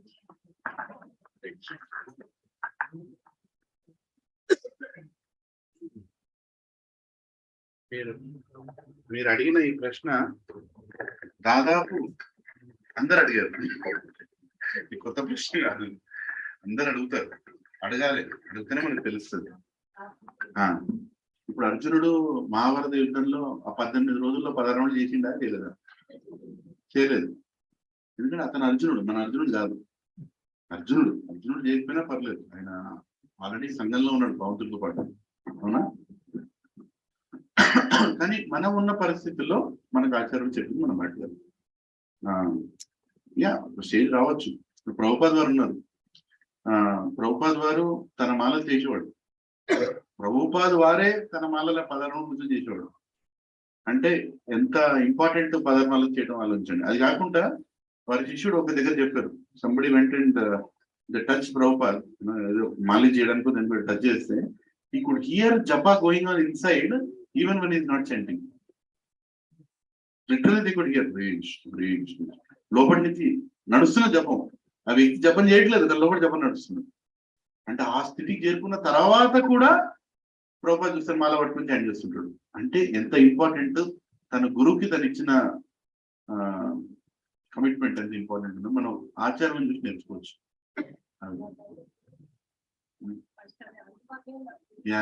తప్పకుండా మనందరికీ గురువు ప్రభుపాద్, గొప్ప ఆచార్యులు. ఇలాంటి ఆచార్యులు ఇంత క్లియర్ గా ఎవరు చెప్పలేదు, నువ్వు చెప్పారు ఇది అవసరము అని చెప్పారు. రోజుకి ఎన్నిసార్లు సంధ్య చేయాలి, రోజుకి ఎన్నిసార్లు స్నానం చేయాలి, రోజుకి ఎన్నిసార్లు, ప్రతి దాంట్లో అంత్యం అన్నది ఉన్నది, అన్నిట్లో ఉంది. భక్తిలో కూడా ఉంటుంది. భక్తిలో కూడా భక్తి అంటే సెంటిమెంట్ కాదు. పుట్టి సెంటిమెంట్ పెట్టుకొని పోతే మనం ఏమైందంటే మనం సెంటిమెంటల్ అయిపోతాం. కానీ సెంటిమెంట్ తో పాటు ఫిలాసఫీ కూడా ఉండాలి. ప్రభుపాద్ చెప్తారు, శాస్త్రం ఉండాలి, శాస్త్ర ఆధారం ఉండాలి. అప్పుడు మనకు భక్తి గట్టిగా ఉంటుంది. అంటే ఏం చేస్తున్నాం గట్టిగా ఉంటుందా? Hare Krishna. Sorry, I went in different directions. So here one of the points that we were discussing is what makes a jnani different from a devotee. Only one point: surrender to the will of Krishna, surrender to the will of the representative of Krishna. And representative of Krishna is only going to repeat what Krishna told, so don't worry. When you go to a guru, he will not tell anything that Krishna did not tell. He will only tell what Krishna told. That is why he is a guru. If he is telling something else, ఇంకేదో చెప్తున్నాడు కృష్ణ చెప్పండి, అది you are going to a wrong person. Here చాలా మంది అంటున్నారు, right? There are so many gurus in the market. They create so many wrong philosophies, and sentimental people, they become fooled. But that's okay. Such people come and go. All these people come and go. Once I was discussing with my Diksha Guru, Prabhuji, that fellow is speaking all nonsense. Why are you bothered with that fellow? Maximum will live for another 10 years. Such people. Don't worry. Our ISKCON movement will stay for 10,000 years. Because we are following Shastra. What we are speaking will not change. Because Shastra doesn't change. Shastra, pramananto ఏది మనం చేస్తామో జీవితంలో అది శాశ్వతంగా ఉండిపోతుంది. It will always remain. Without Shastra Praman, whatever we do, however fancy it might look like, however, how much enjoyment it might give you, right? It will ఎక్కువ రోజులు ఉండదు, వెళ్ళిపోతుంది. సో ఇప్పుడు where are we in Bhagavad Gita? Where are we? Almost Kurukshetra feeling వస్తున్నాను, బాంబులు వేస్తుంది. Where are we in Bhagavad Gita now? What step we are in Bhagavad Gita? 13th chapter. But why is Krishna speaking 13th chapter? Why 13th chapter is important? Have you thought about it any time? Why is 12th chapter important? Why is yes, devotional service. Why is 13th chapter important? What is the reason for speaking 13th chapter? Krishna could have stopped at 12th chapter. He would have saved so much paper also. Right? Why he spoke 3rd chapter? Why he spoke 2nd chapter? Is there a sequence in that? Is there a logic in that?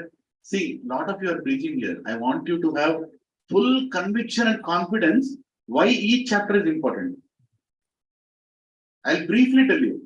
A sequence I'll tell you. Remember this. Okay? Very simple sequence. Arjuna started with indecision. Whether or not I should do this or should I do that? That was a confusion. Is it cheyala cheyuda? Is this right? Is that wrong?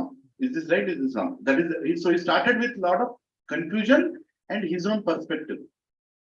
His own perspective, which is not totally mature. Okay? That is the first chapter.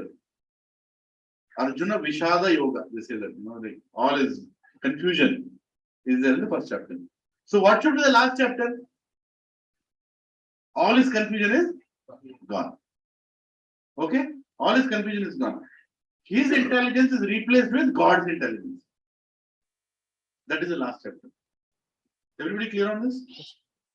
First chapter is his perspective, his thinking process. Last chapter is God's perspective, God's thinking process. So for him to reach from here to here, there are 16 chapters in between. Now, how is Krishna putting the 16 chapters together? 2nd chapter, Krishna tells foundation of what he needs to hear, and he tells entire Bhagavad Gita. He tells Arjuna, your decision making is based on a wrong assumption that you are the body. So your entire perspective is wrong. All the 5 reasons you give is bodily consciousness, right? So you better come out of the bodily consciousness, become a person who is untouched by failure or success, become fixed in your Krishna consciousness, right? Become a Sthita Prajna. He says, the Sthita Prajna, right? Completely steady, not affected by anything external, and surrender unto me. Right? He says, and raise above the 3 modes. He also tells about the 3 modes of middle section. Traigunya Vishya Vedanish Traigunya Bhavarjuna. That verse also is there in 2nd chapter. Already is 2nd chapter itself is saying rise above the 3 modes. And finally it says, what you are thinking, everybody may not understand. And what everybody are saying, you should not care. Right? You are a saintly person. What is day for a materialist is a night for a spiritualist. And finally he says, do your duty. So 2nd chapter actually Bhagavad Gita is over. Summary of Bhagavad Gita is done. Now, see how beautiful teacher is Krishna. How beautiful teacher is Krishna. Actually, you can learn a lot of project management out of Bhagavad Gita also. Lot of work management you can learn out of Bhagavad Gita. See, as a project manager, what you will think next? How to implement it. Whatever I told, how to implement it. Right? So 3rd chapter, he says, Arjuna, do your work. And during that work, do it for me. Karma yoga. Do your work, do it for me. Nishkama karma, sakama karma. Right? Do it without any expectation, give the fruits to me. Over. Karma yoga is over. Then he's thinking, no, I think he's going to do work, but he needs some knowledge about me to do the work. So what is the 4th chapter name? Transcendental knowledge. He says, by the way, Arjuna, do you know who I am? I am not like you. You forgot all your previous births. I remember your past birth I also know your future process. I am completely different. I am God. You are a devotee. You are a Anu. Huh? I am Vibhu. I am unlimited. So he speaks all that knowledge. Now he gave Karma Yoga in 3rd chapter, what to do. And 4th chapter he told who he is. Now he needs to join both of this. Right? Remembering me, do your work. That is 5th chapter. Action in Krishna consciousness. 4th chapter is Krishna consciousness. 3rd chapter is do your work. When you combine this, action in Krishna consciousness, meaning what? Actually do your work remembering me. And how do you know that you are doing it for me? How do you know you're doing it for me? So Bhagavad Gita is over, right? It's over. He told what you have to do. Who am I? Do it for me. No, it's not over. Krishna knows us better. This mind is a stupid thing. Even though I told you full knowledge, your mind will trouble you. Immediately focus on Dhyana Yoga. He goes into Dhyana Yoga. He says, now you have to control your mind through Ashtanga Yoga. He gets into Ashtanga Yoga. He says, fix up your mind and sit straight. This, that, everything is there. Kali Yuga, we can't do that. Immediately Arjuna says, Arjuna, Krishna, what you're telling is not practical. Then he says, okay, so completely keep your focus on me. Just remember me whenever you're doing anything. And your mind will come into control. It will happen through practice and detachment. 2 things you have to do. You should practice it and you should be detached. You should practice both. Now, 6th chapter, both these should be over, right? He told mind control also? No. Still there is a problem. What is the problem? The greatness of Krishna he doesn't know. The person who is speaking, he doesn't know the greatness of him. 4th chapter, he gave transcendental knowledge. He told, I am this, I am that. But you need to be completely fixed and attracted, to the greatness of Krishna. So 7th chapter, he talks about himself. It says, who are Devatas? Who is Bhagavan? How people can get deviated in this path. They'll go into different 10 directions. No need to go in 10 directions. Become fixed in me. I am that supreme person, completely. And when you are going to somebody else, you are doing the same work in a wrong way. Aviti Purvakam. He says that in 7th chapter. So 7th chapter, he gives more information about himself. Okay. Now, is Arjuna fixed up?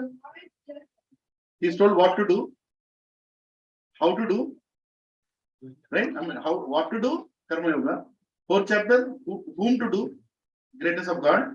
How to do? Keeping Krishna in confidence. Control your mind because it will deviate you. 7th chapter, I am the greatest. So please listen to me only. Don't go here around. Don't do shopping. Monday Okaru, Saturday Okaru, Thursday Okaru. Stop that nonsense. I am the only one. Huh? What is that verse? Matta Nanya Kinchidattu Dhanandya. There is nobody above me. There is nobody equal to me. Finish. Right? Now it's over, right? No, it's still not over. Till now, Krishna gave knowledge. He did not give attraction. He did not give attraction. He only gave knowledge. Now Arjuna needs attraction. He needs attraction so he can follow that knowledge forever. Right? Then he gives that attraction to attain the supreme. Attraction to attain the supreme. That's the reason 8th chapter name is Attaining the Supreme. He has to get attracted. He should not go here and there now. Now, then in that 8th chapter, Krishna gives us attraction. It's he gives like, you will be attracted to me. Krishna patla akarshita annadi tana istane vastadi. Krishna has to give that attraction. Only then you will get to that. Don't think that I will read Bhagavad Gita, I will become attracted to you. I will look at that picture, I will become attracted to Krishna. No. He has to give that attraction. In 8th chapter, he gives that attraction. So take my attraction. And Arjuna is like, Hare Krishna. This is amazing. Now I'm attracted to you. Now he has a knowledge what is Krishna. He is attracted to him. Now what to do with that attraction? You are attracted to somebody. You know that somebody. Now what is the next step? What will happen? Just go back to basics.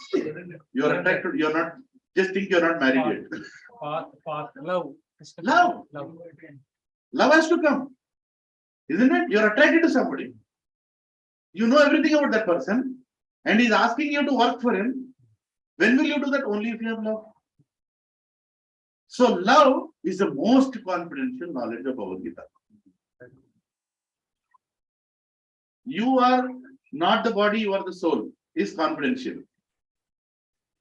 Krishna is God, is more confidential. You can love Krishna is most confidential. That is 9th chapter. The most confidential knowledge.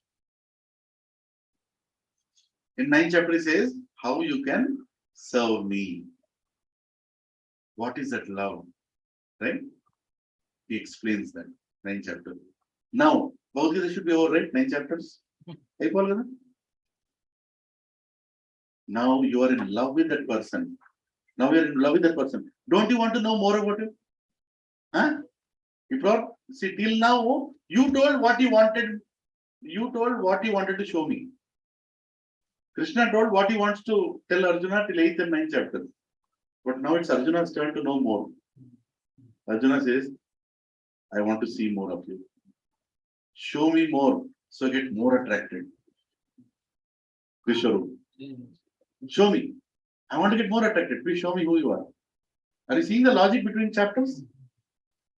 Then Krishna shows himself, universal form. And then Krishna thinks, this universal form is great. But how can he always remember me? I am showing something that cannot be seen by anybody else. And I may not show that all the time to Arjuna, but he should always remember me. So, 11th chapter is where you can see me always. Among Kshatriyas, I am Kartikeya. Among mountains, I am Meru. Among Pandavas, I am Arjuna. I am this, I am that. So, you can see Krishna everywhere now. Not only showing his greatness, but also showing how we can find him in all the places. Now Arjuna can find him in all the places.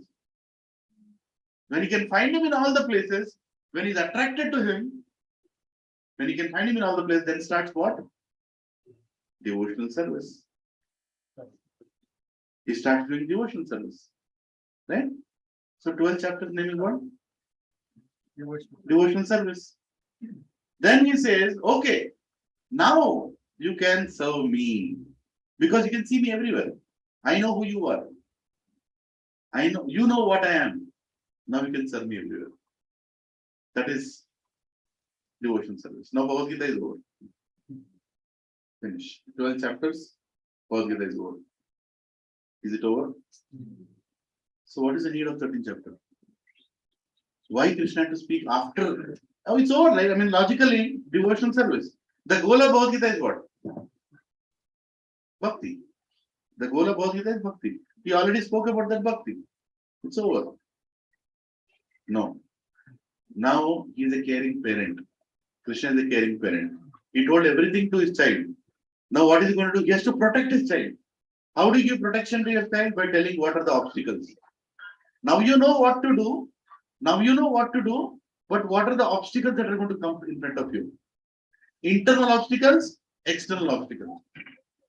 13th chapter is internal obstacles. 14th chapter is external obstacles. Who is Purusha? By the way, you think you are Purusha. I am also Purusha. You are Kshetrajna. And you have an enjoying tendency. If you read the 13th chapter, basically Krishna takes you to a point where he says that you think you are Purusha, but your enjoying tendency binds you into this world.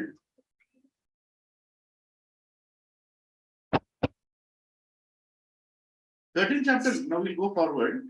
He's going to tell that you think you are the Jiva. You're also called as Brahman. Brahman is also called as Brahman and Parabrahman. Brahman is also a living entity. Says you think you are the Jiva, but you have that enjoying tendency, Krishna. Arjuna, if you try to enjoy without me, you fall under Prakriti.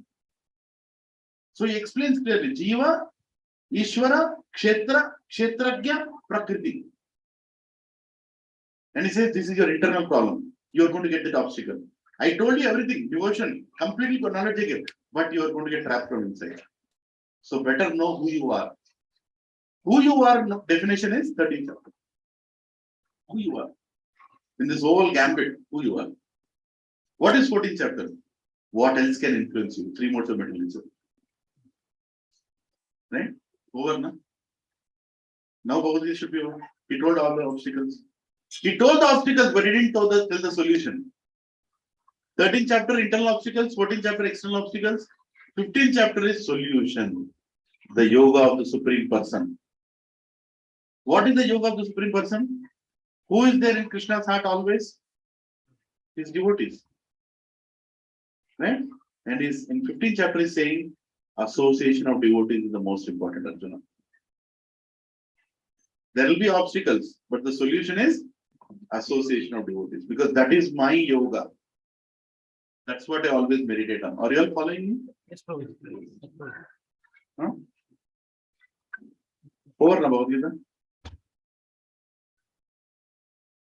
Why there is a 16th and 17th chapter? Okay, now I'll ask a question. You gave work to your subordinate. He is doing that work. Office, let's get back to our project management issues. You gave work to your subordinate. He is doing that work. How do you know he is doing that work properly or not? Huh? Track. How do you track?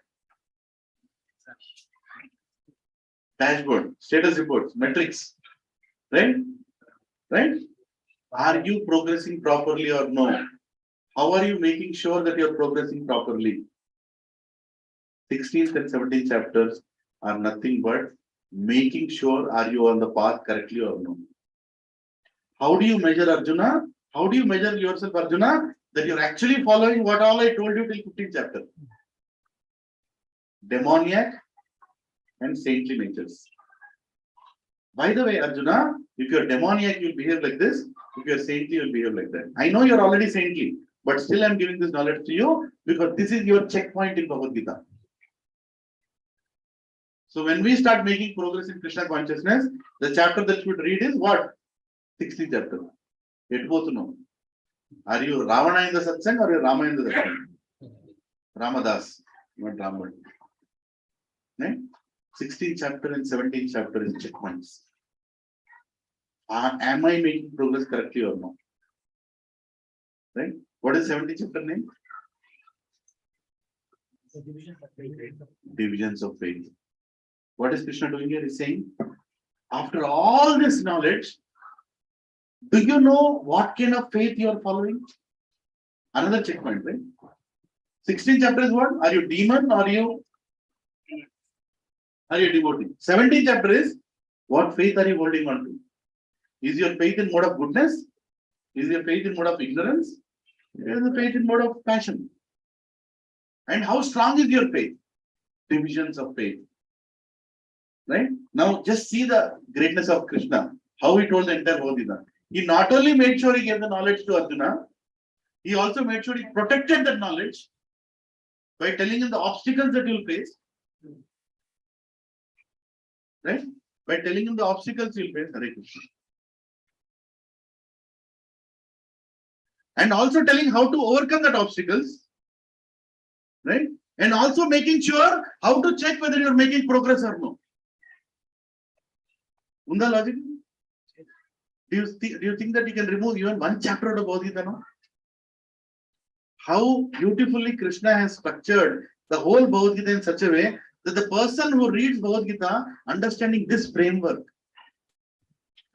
you will never go away from Bhagavad Gita. You need to know what is there in which chapter and why is Krishna speaking that.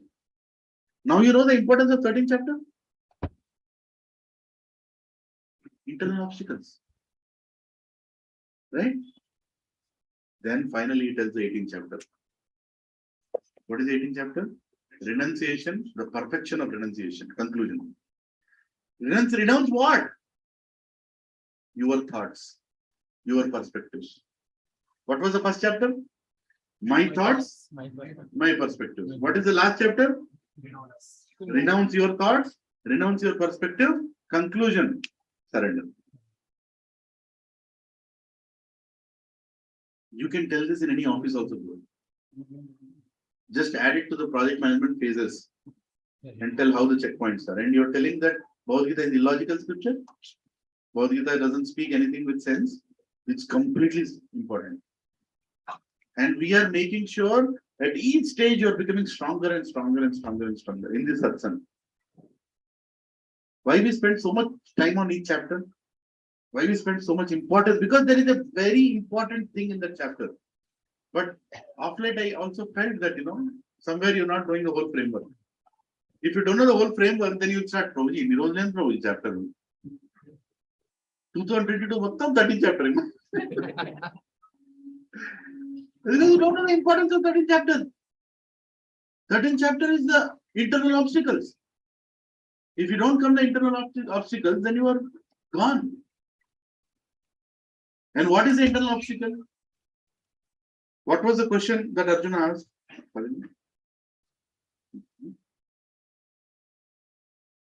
Okay.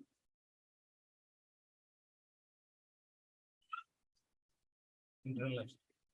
Huh? Internal obstacles. Yeah. No, I was looking at pressure. That is another internal obstacle. I thought you were remembering what. No, sorry. Not you carrying the bogus. So,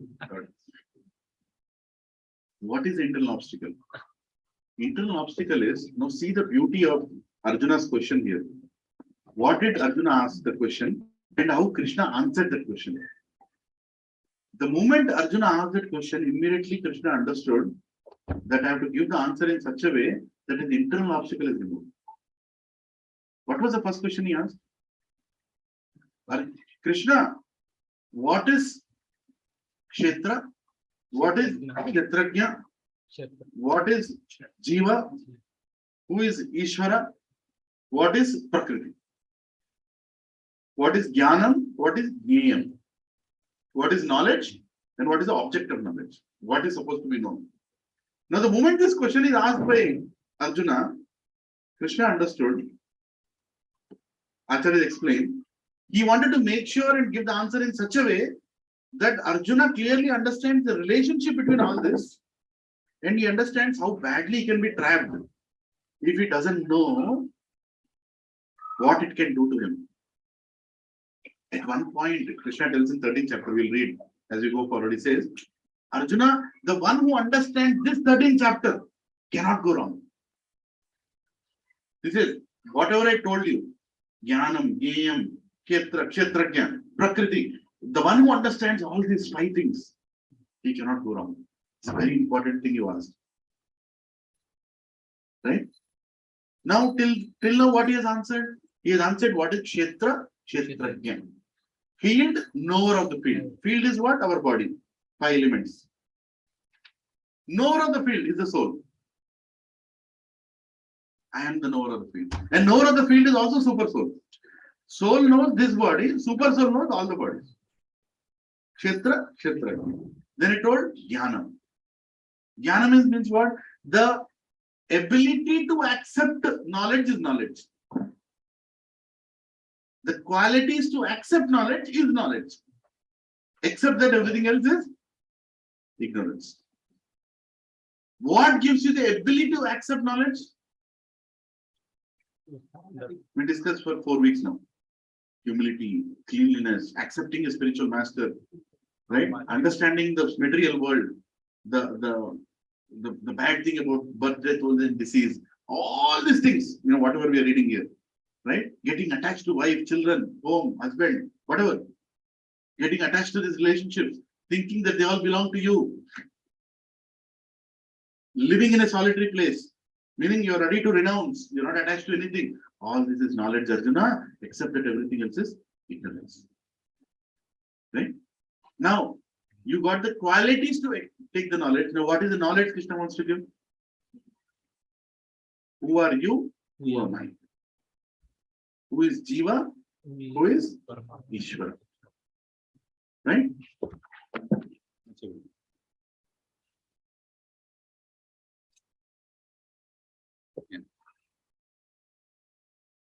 So here, 13.13 to 13.19, Krishna explains the object of knowledge. You will not understand this if you don't have the qualities of knowledge. So some of you say, Prabhuji, Ardhan kaladante? Kaadu. He already told what are the qualities you need to have to understand this knowledge. If you don't have those qualities, you will not. And what is the most important quality among all those, which separates you from Jnani to devotee? Complete surrender unto Krishna and Guru. Complete surrender. There is no half surrender. Complete. My life is what Guru decides. My life is what Krishna decides. That is initiation. That is initiation. Right? So, Yayam yat tad pravakshyami yat jnatvartam ashnute anadimat param brahma nasattan nashad uchhate. Translation purport by Divine Grace, A.C. Bhaktivedanta Swami Srila Prabhupada Ji. Please repeat after me. I shall now explain the knowledge, knowing which, oh sorry, I shall now explain the knowable, knowing which you will taste the eternal, Brahman, the spirit, beginningless and subordinate to me, lies beyond the cause and effect of this material world. Now, when he's saying Brahman here, whom is he referring to? No, soul, Jiva. Jiva is also called as Brahman. It's most important what context you are using it. He's saying Brahman, the spirit. Brahman, comma, the spirit, the soul. Beginningless and subordinate to me. Subordinate to me. We are eternally subordinate to Krishna. Don't mistake with that Brahman. I know what Brahman you are thinking. The energy, effulgence of the Lord. That Brahman you'll talk later. Right now, when he's introducing this knowledge, he's saying, understand what is Brahman. That is you and how you are subordinate to me always. Right? And lies beyond the cause and effects of material nature. By the way, Arjuna, you are beyond this material nature. You are not part of this material world. I told you what is part of this material world. What is part of this material world? Kshetra. But you are above the material world. You don't belong to this world. You are always subordinate to me. Right? Purport. Let's read the purport. The Lord has explained the field of activities and the knower of the field. He has also explained the process of knowing the knower of the field of activities. What is the process? Those 21 qualities. Right? From 8th verse to 12th verse. All those qualities. Now he begins to explain the knowable.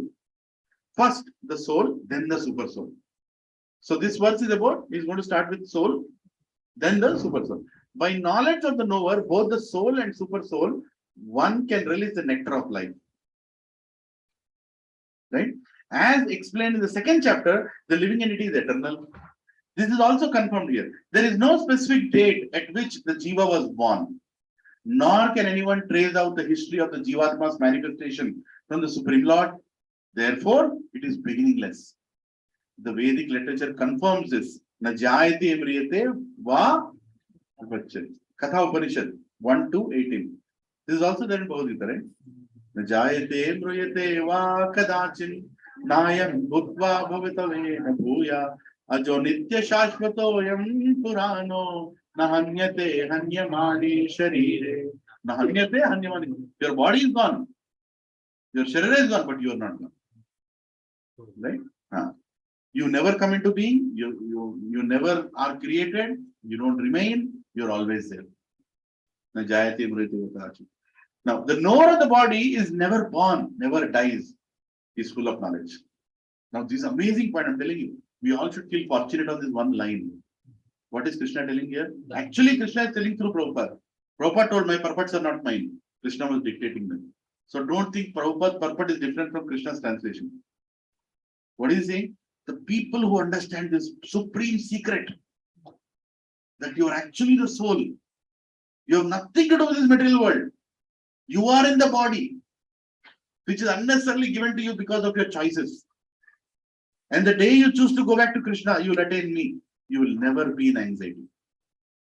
You will never be in anxiety. We are in anxiety because we forget that.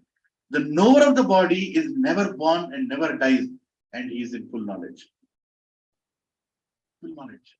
The Supreme Lord, as the Super Soul, is also stated in the Vedic literature, Shveteshwar Upanishad 6.16, to be Para Dhana Kshetrajna Patir Gunesha, the chief knower of the body and the master of the three modes of material nature. In the Smriti, it is said, Dasa Bhuto Harer Eva Nanyas Vaiva Kadachana. The living entities are eternally in the service of the Supreme Lord. This is also confirmed by Lord Chaitanya and his teachings. What is the teaching? Gopi, Pada Kamalayora, Dasa, Dasa, Dasa. You are eternally my servant, Krishna's servant.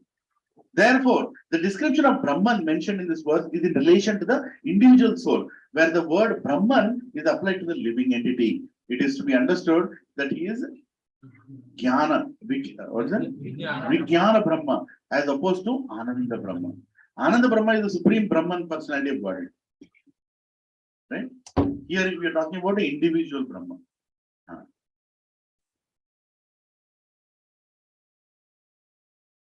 Sarvata Pani Padam Tat Sarvato Akshishiro Mukham Sarvata Shrudimalloke Sarvam Avritya Tishtati. Everywhere are his hands and legs, his eyes, heads, and faces, and he has ears everywhere. In this way, the super soul exists, pervading everything. Now, last verse he told about who is soul. This verse is telling who is super soul. Brahman, Parabrahman. Atma, Paramatma. Right? Perfect. Please focus. As the sun exists, diffusing its unlimited rays, so does the super soul or the supreme personality Godhead. He exists in his all-pervading form. In him exist all the individual living entities, beginning from the first great teacher, Brahma, down to the small ants. There are unlimited heads, legs, hands, eyes, and unlimited living entities. All are existing in and on the super soul. Therefore, the super soul is all-pervading. The individual soul, however, cannot say that he has his hands, legs, and eyes everywhere. Can we say that? No. That is not possible. If he thinks that under ignorance, he is not conscious that his hands and legs are diffused all over, but when he attains to proper knowledge, he will come to that stage. His thinking is contradictory.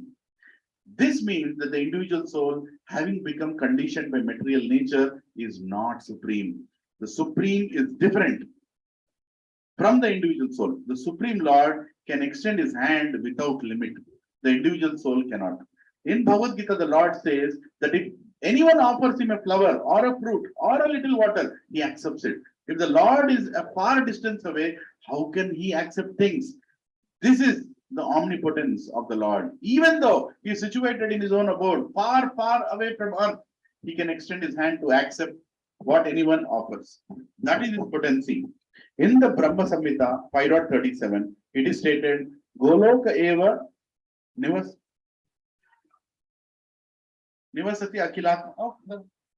akilatma bhuta. Although he is always engaged in pastimes of his transcendental planet, in his transcendental planet, he is all pervading. The individual soul cannot claim that it's all pervading. Therefore, this verse describes the supreme soul, the personality of Godhead, not the individual soul. Right? Here, very clearly, Krishna is telling who he is. He is in control of everything. Individual soul is not in control of anything. Anything. He is not even in control of his own body. But he is still eternal, he is part of Krishna. And is eternally his servant. Right? But Ishvara, he is all powerful. Right? Once again, the translation. Everywhere are my hands and legs, his eyes, heads, and faces. And he has ears everywhere. In this way, the super soul exists, pervading everything. Can you cheat Krishna? No. He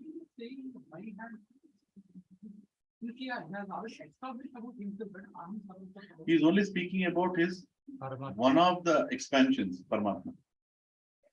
He's still not talking about Bhagavan. He's saying, as Paramatma, I am everywhere. As Paramatma, I am everywhere. That is the greatness of Krishna. He is everywhere, yet he is not here. He is in Goloka only. Right? Yeah. Yeah. Sarvendriya gunabhasham. Sarvendriya vivarjitam. Apyatam sarva vrittaiva. Nirgunam gunabhoktarcha. Bhoktarcha. How do you spell this? Bhoktarcha. Bhoktarcha. Hare Krishna. Translation. Please repeat after me. The super soul is the original source of all senses. Yet he is without senses. He is unattached. Although he is the maintainer of all living beings. He transcends the modes of nature. At the same time, he is the master of all the modes of mental nature. Everything is contradicting in television. How is Krishna telling? Huh? He is the original source of all senses, but he doesn't have senses. How is it possible? Does Krishna have eyes? He told he doesn't have eyes.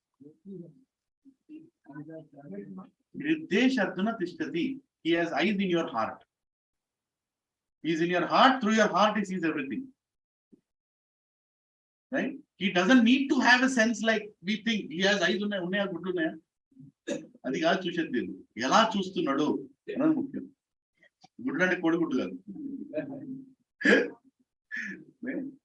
how is he seeing is important rather than seeing with what he is seeing. How is he eating is important rather than thinking how is he eating. ఏది నాలుగు రాలేదు పన్ను రాలేదు ఎట్లా తింటున్నాడు. How is Jagannath eating? Is Jagannath eating or not? Obviously eating. He's so fat, isn't it? They also wash his hands. They are not fools, right? They are washing his hands. They clean his hands after eating. 50, 60, 50 cycles he eats. Every day. Does he have senses? Yes, but not like sense objects like the way we think. Right? He is eating. He is seeing. He is walking. He is everywhere. Yet, we cannot say that he is everywhere. He is unattached. He is saying he is unattached, completely down. At the same time, I am the maintainer. It's like, you're telling your son, right? Like, what kind of personality? He's like, I'm maintaining you, but I'm not attached. Would you want to be maintained by somebody like that? No, right? I'm not attached to you, but I'll maintain you. What does it mean? Because we are thinking like us, that is the problem. He's saying that his greatness is so much that even without him actually seeing you, he is actually seeing you. He is maintaining you, even though he is detached. He is maintaining through his energies. He transcends the modes of mental nature, at the same time, he is a master of the modes of mental nature. Right? Prabhupada, please focus this part. The Supreme Lord, although the source of all senses of the living entities, does not have material senses like they have. Actually, the individual souls have spiritual senses. But in conditioned life, they are covered with the material elements. And therefore, the sense activities are exhibited through matter. Question to all of you. Do we have mind in spiritual world? Yes. Do we have 5 senses in the spiritual world? Yes. We have all the senses. What is Prabhupada telling here? Actually, the individual souls have spiritual senses, not material. Material senses are not. Senses are spiritual only. We have materialized it. By interacting with material nature so much, we have conditioned those senses that now they want to enjoy for their pleasure, not for God's pleasure. See, In Goloka Vrindavan, there is a flower. You smell that flower. Your sense is working. You smell that flower. It's very nice. The only difference is what you will do after that. You take that flower and run to Krishna there. Here you will take that flower. I don't know where you will run. But definitely not to Krishna. That is why we are here. Isn't it? That is the problem. Your senses are working there also. They're working here also. They are spiritual there. Here they're conditioned. The Lord's senses, and here, the Lord's senses are not so covered. His senses are transcendental and are therefore called nirguna. Guna means material modes. His senses are without material covering. So what does nirguna mean? Without material covering. Nirguna doesn't mean he doesn't have senses. He has senses, he has qualities. But we discussed this many times. It should be understood that his senses are not exactly like ours. Although he is the source of all sensory activities, he has his transcendental senses which are uncontaminated. This is very nicely explained in Shveteshwar Upanishad 3.9 in the verse Apanipado Javato Grahita. The Supreme Personality of Godhead has no hands which are materially contaminated, but he has his hand and accepts whatever sacrifice is offered to him. That is the distinction between the conditioned soul and the super soul. He has no material eyes, but he has eyes. Otherwise, how could he see? He sees everything, past, present, and future. He lives within the heart of the living entity, living being, and he knows what we have done in the past, what we are doing now, and what is awaiting us in the future. He is also confirmed. This is also confirmed in Bhagavad Gita. Where is it confirmed? 4th chapter. He also knows the future. He knows everything, but no one knows him. It is said that the Supreme Lord has no legs like us, but he can travel throughout the space because he has spiritual legs. In other words, the Lord is not impersonal. He has his legs, eyes, legs, hands, and everything else. And because we are part and parcel of the Supreme Lord, we also have these things. But these hands, legs, eyes, and senses are not contaminated by material nature. So in spiritual world, you will have legs and hands. Don't worry. We will have. Yes, many times like being says like nirguna it is because his gunas are not like a material. That we can see. Not affected by most of it. Yeah. Just because of that reason, he says that he is nirguna. We are also nirguna. But we got contaminated. We are thinking we are the doer. Yeah. Just because we are saying that he is nirguna doesn't mean that like he do not have any guna. He has gunas of spiritual. Correct. Spiritual gunas. We also have spiritual gunas. But we have a tendency of getting contaminated. He can never be contaminated. That is the difference. What is the difference? Me and God? He can be changed into material. We can be changed into material. He can never be changed into any material. He's always beyond the material influences. Yes. Yeah. But most of the times what happened is because he said Nirguna, okay, you just back on. You just put that. They go by that. I mean, Go by. yeah, that's the problem. Person who knows Sanskrit doesn't know Bhagavad Gita. Person who knows Bhagavad Gita doesn't need to know Sanskrit. Understood? If one Sanskrit scholar comes and says, I know Bhagavad Gita, right? But a person who knows Bhagavad Gita doesn't need to know Sanskrit. Chaitanya Mahaprabhu, when he went to the South Indian temple, that Brahman, was crying and reading Bhagavad Gita, and he was struggling to read it, and Chaitanya Mahaprabhu was so happy. And he went and asked him that, why are you crying when you're reading? He's like, everybody says that I can't read properly, but I'm still reading because my guru told me to read it. And what attracts you the most? That I'm serving Krishna. He told, what did you like the most in the Bhagavad Gita? He asked. And the Brahman told what? He said, Krishna, the Supreme Person, he is driving a chariot in hot sun. What merciful the God is. Whenever I think of this, I get tears. Then immediately Chaitanya Mahaprabhu hugs him saying, you understood Bhagavad Gita. Greatest of the Pandits did not understand Bhagavad Gita. You understood Bhagavad Gita. His mercy.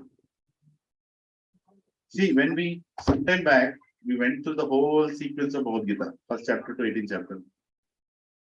What is the common theme that you felt about Krishna when he was designing these chapters? Is he concerned about us or no? That's true. Huh? Carefully, so that we don't get deviated. We don't get deviated. Everyone is protecting us. 13th chapter, 14th chapter, 15th chapter, 16th. And see, until 12th chapter, actually until 8th chapter is what Arjuna asked. Actually, 6th chapter itself is enough. But after that is all mercy only. Hare, this fellow's mind will not be in control. Hare, this fellow will not be attracted to me. Hare, this fellow has to know more about me. Hare, this fellow better knows how to serve me.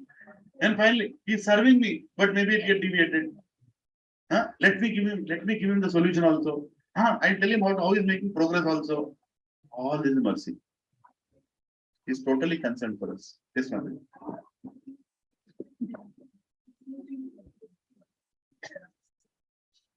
Huh? Yes.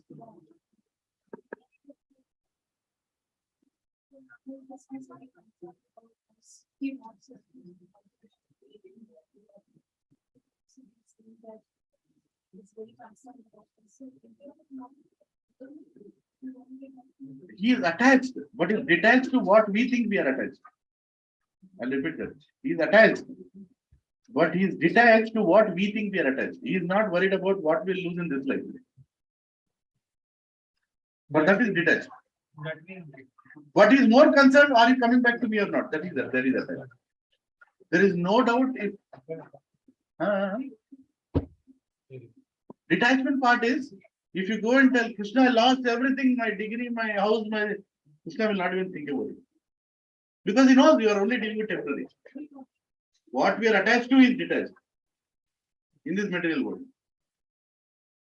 But is he attached to us? Of course he is attached to us. If he is not attached to us, why will he tell Bhagavad Gita? He will not tell Bhagavad Gita if he is not attached to us. Huh? He is sending so many agents, one after the other. We don't have time for that acharyas. Acharyas are coming and telling us, right? I mean, like it's like a doctor running behind the patient. Rara, isko, mandu isko ra. Ha, na time na prosta. Right? That's how it is. Actually speaking, Prabhupada and Mataji, if you understand the 13th chapter, of course, we are reading it. You have nothing else important to do except getting connected with Krishna. The whole life is for that only. We have to structure our life, especially as Grahasthas, we have to structure our life in such a way that we increase attachment towards him. Wherever we are. See, a devotee is not interested where he'll get transferred. Like Mataji is going to Australia. You're going to Australia, right? You'll go, right? Prabhuji is already gone. It doesn't matter where she's going. Because after going to Australia, she'll be in a similar satsang, sit like this, the pen and the paper, she'll sit there. What difference will make? Right? A devotee should not be thinking where I will land tomorrow. Wherever you land. Say all of us are in central jail. Or Tihar jail. Is there a problem? No problem. There will sit and read Bhagavad Gita. Right? But a materialist will think, "Are our reputation going wrong? Jail lo vachina." Materialist will think, what is this? I'm in a jail. But a spiritualist will think, no. Wherever I am, I'm doing Krishna Katha. That is our great opportunity. See, I tell you, here if I call to Satsang, people come at 7 o'clock, pure devotee 8 o'clock. In jail, no pure devotee, non-pure devotee. Everybody will be in jail only. Katti చెప్పొచ్చు అసలు చెప్పాలండి కదా 5 o'clock start నేను జైల్లో ఉన్నాను కదా ఇప్పుడు అనవసరం జైలు నుంచి బయటకు వచ్చాను అంతా ఉరుకుతుంది ఇక్కడ అక్కడ జైలు అంటే కూర్చుంటాం అక్కడే material world will not always go outside until you surrender to Krishna. You are already in a jail. We can't go anywhere. Ekkada poina Durga will come. 3 directions.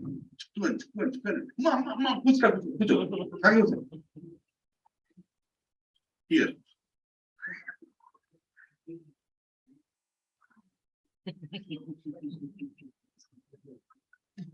No, he's free. He can go anywhere.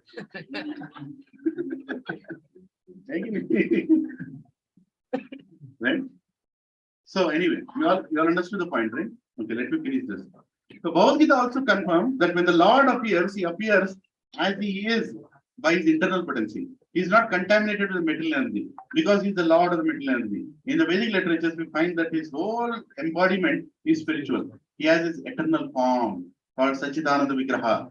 He is full of all opulence. He is the proprietor of all wealth and the owner of all energy. He is the most intelligent and of full knowledge and is full of knowledge. These are some of the symptoms of the Supreme Personality of Godhead. He is the maintainer of all living entities and the witness of all activity. As far as we can understand from Vedic literature, the Supreme Lord is always transcendental. Although we do not see his head, face, hands, or legs, he has them. And when we are elevated to the transcendental situation, we can see the Lord's form. Due to the materially contaminated senses, we cannot see him. Therefore, the impersonalists who are still materially affected cannot understand the Supreme Personality of Godhead. You see, devotees become very, very detail oriented as you make progress in bhakti. You become very detail oriented. Did you take bath? Did you do achman? Did you pay obeisances? Right? Sometimes it seems like fanaticism. Sometimes it is misunderstood as this fanatic devotee. Right? He can understand, right? But they become very. Why? Because of this. Because if this works, they become like, because they understand. This Krishna knows everything. Whatever I'm doing, he knows. His hands, legs, eyes are everywhere. Everything I'm doing, he's able to see. Just imagine, in Mataji's place here, Narendra Modi is sitting. Will we all sit like this?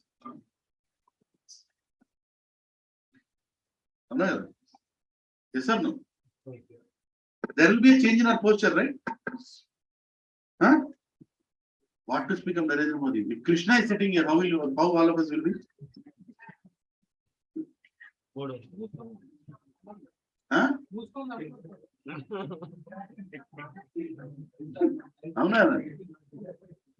But Krishna is saying in this verse, my hands, legs, eyes are everywhere. How are we behaving in life? Are we behaving like we want to behave in front of Krishna? Chapandi? No. We are not behaving. We are still wanting to be what we want to be. We don't want to be what Krishna wants us to be. We are still in the first chapter only. We have not come to second chapter, 30th chapter. We are in first chapter only. Until when we are in the first chapter? Until we start listening to what he wants. Surrender. Chala బాగుంది independence. ఇంకెన్ని సావులు చేస్తావు వదిలి. I am asking you a single question. All of you keep your hand on your heart. Really. 2 minutes. Keep your hand on your heart and ask yourself, how am I behaving as compared to how am I expected to behave in a satsang? Question is very simple. How am I behaving as compared to how I'm expected to behave in a satsang? Keep the hand on the heart and think about it.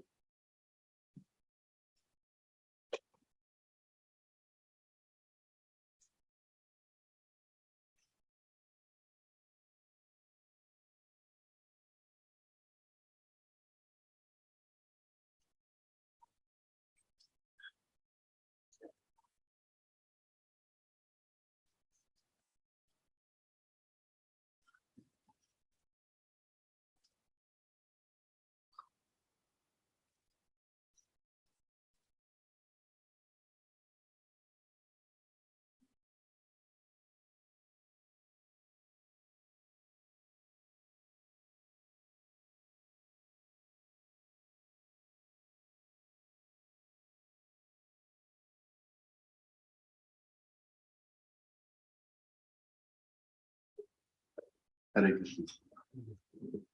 Whatever you found out, if you work on it, you'll go back to Krishna. Simple. Nobody has to come and tell you, you are not doing this, Prabhu, you are not doing this, Mataji. Whatever you found out, truly in your heart, if you work on it, and if you change it to what is expected, you will go back to Krishna, including everybody. I am also sitting here. If I tell what all I am, then you will not come to next class. So many problems are there.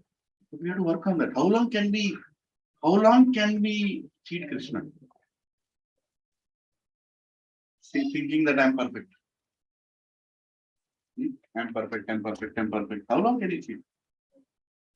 You cannot cheat. You have to work on it. Prabhu, are we serious to go back or no? Yeah. Ask that question. Until the temple president of Boston told, I am not serious. That is the reason I'm struggling. He told in front of the whole congregation, he told. Temple president, Mahavishnu told. I was shocked. Sitting in the temple, he told. How many here are serious to go back to Krishna? He was, yeah. I'm not serious. And that's a sincere admission, I'm telling you.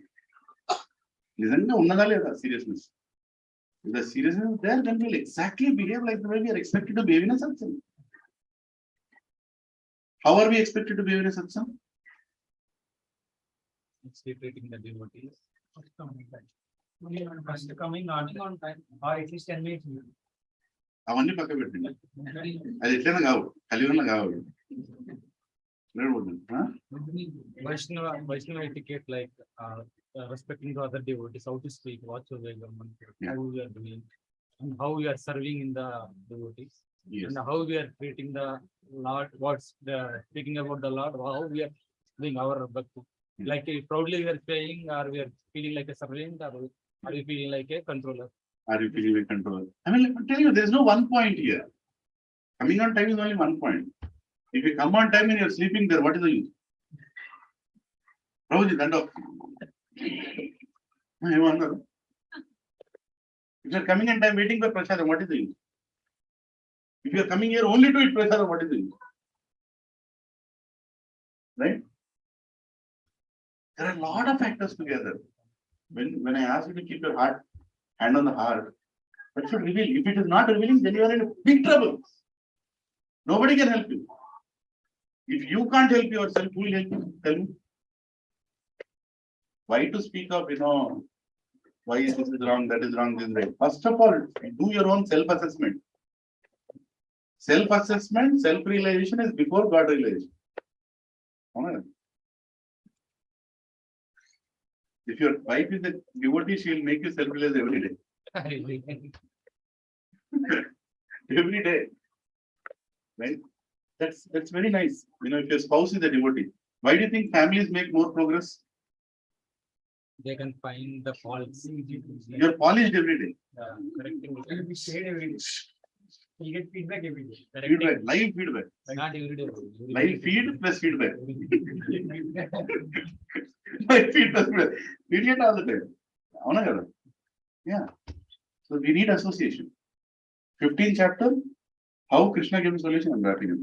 15th chapter, how Krishna gave a solution for the interaction obstacles. He said, association. Associate with my devotees and try to get those qualities. Right? Hear more and more. Learn more and more. But most important, surrender. And surrender means what? Not according to how much I want to surrender.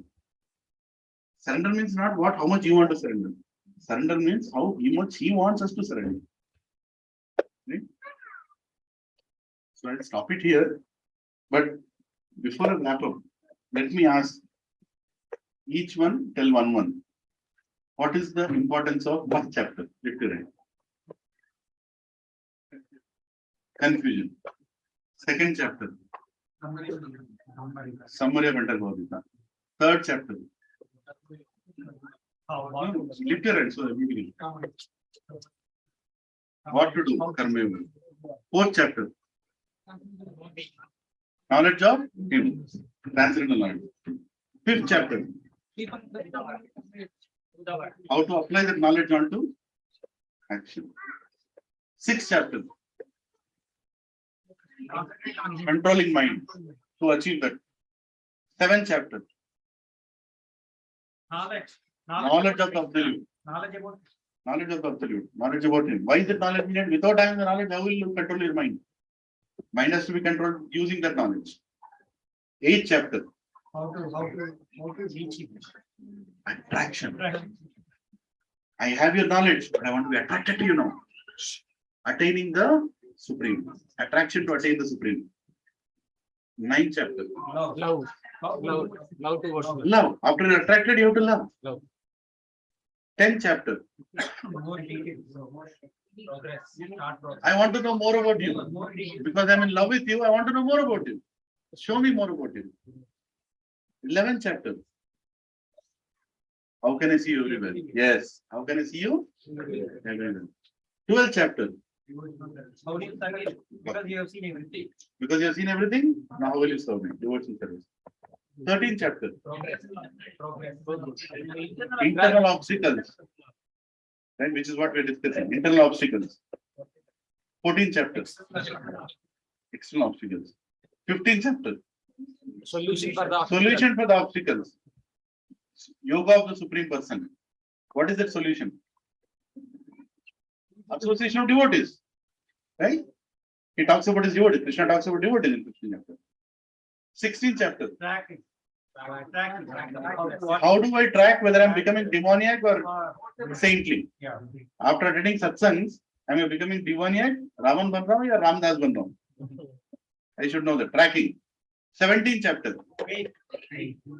Where is my faith? How strong is my faith and where is my faith? 18th chapter. Complete surrender. Renunciation of your thinking and your perspectives. Surrender. Srimad Bhagavad Gita Grandha ki. Jai. Very good. So we'll continue next to next week, November 6th. So my Hare Krishna. So we are all going to Vrindavan. Most of us are going, right? So you can keep the lamps ready. We'll do the Damodar Ashtakam prayers also.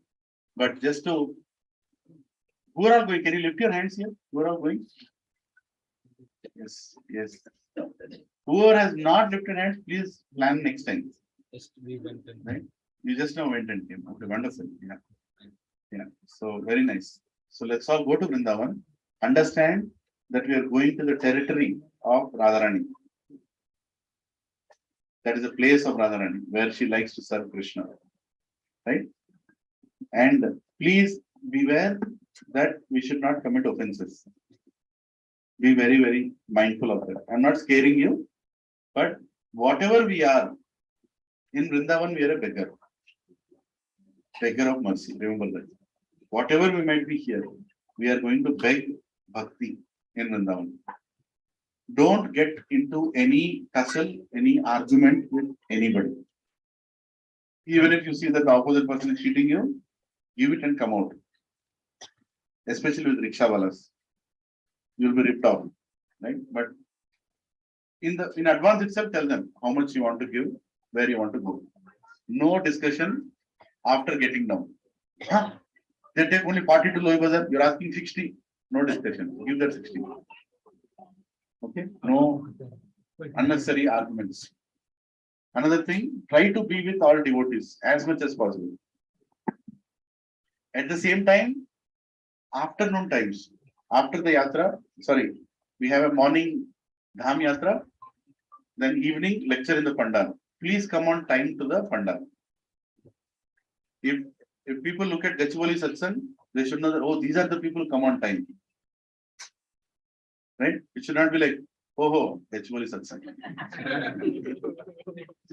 Don't set another standard. As it is, we have no standard. So let's raise some standard. Right? So we come on time. And no more lungis, pajamas, and jean pants, track pants. If I see them, I'll take a scissor and make it into a dhoti. I'm telling you. Whoever is wearing. Right? Dhoti and kurta. Dhoti kurta and khandwa. Some standard. Okay? Huh? No. I'll make it into a dhoti. Very simple. Light. Join it. one feedback. Yes, Prabhuji can give live demonstration, not now. How to wear a dhoti and how to remove a dhoti also. Right? So, he has done that many times, Some people entered without a dhoti, pulled them into a room, tied dhoti and brought them. Huh?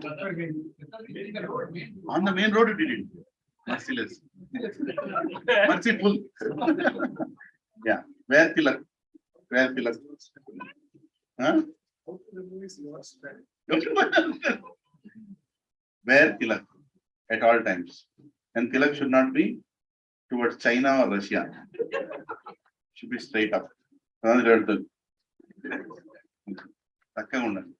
Right? And stop using sticks, iron, start using finger. Ultimately, even I went through the struggle. Until a day came when I could not find anything, then I used my finger, things became normal. Right? Do shopping.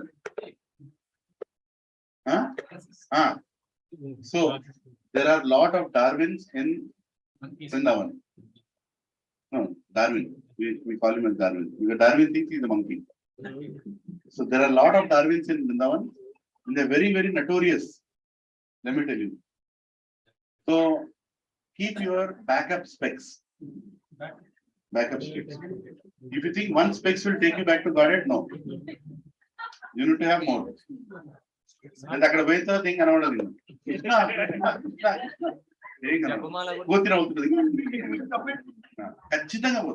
Japmala would discuss. Japmala would discuss.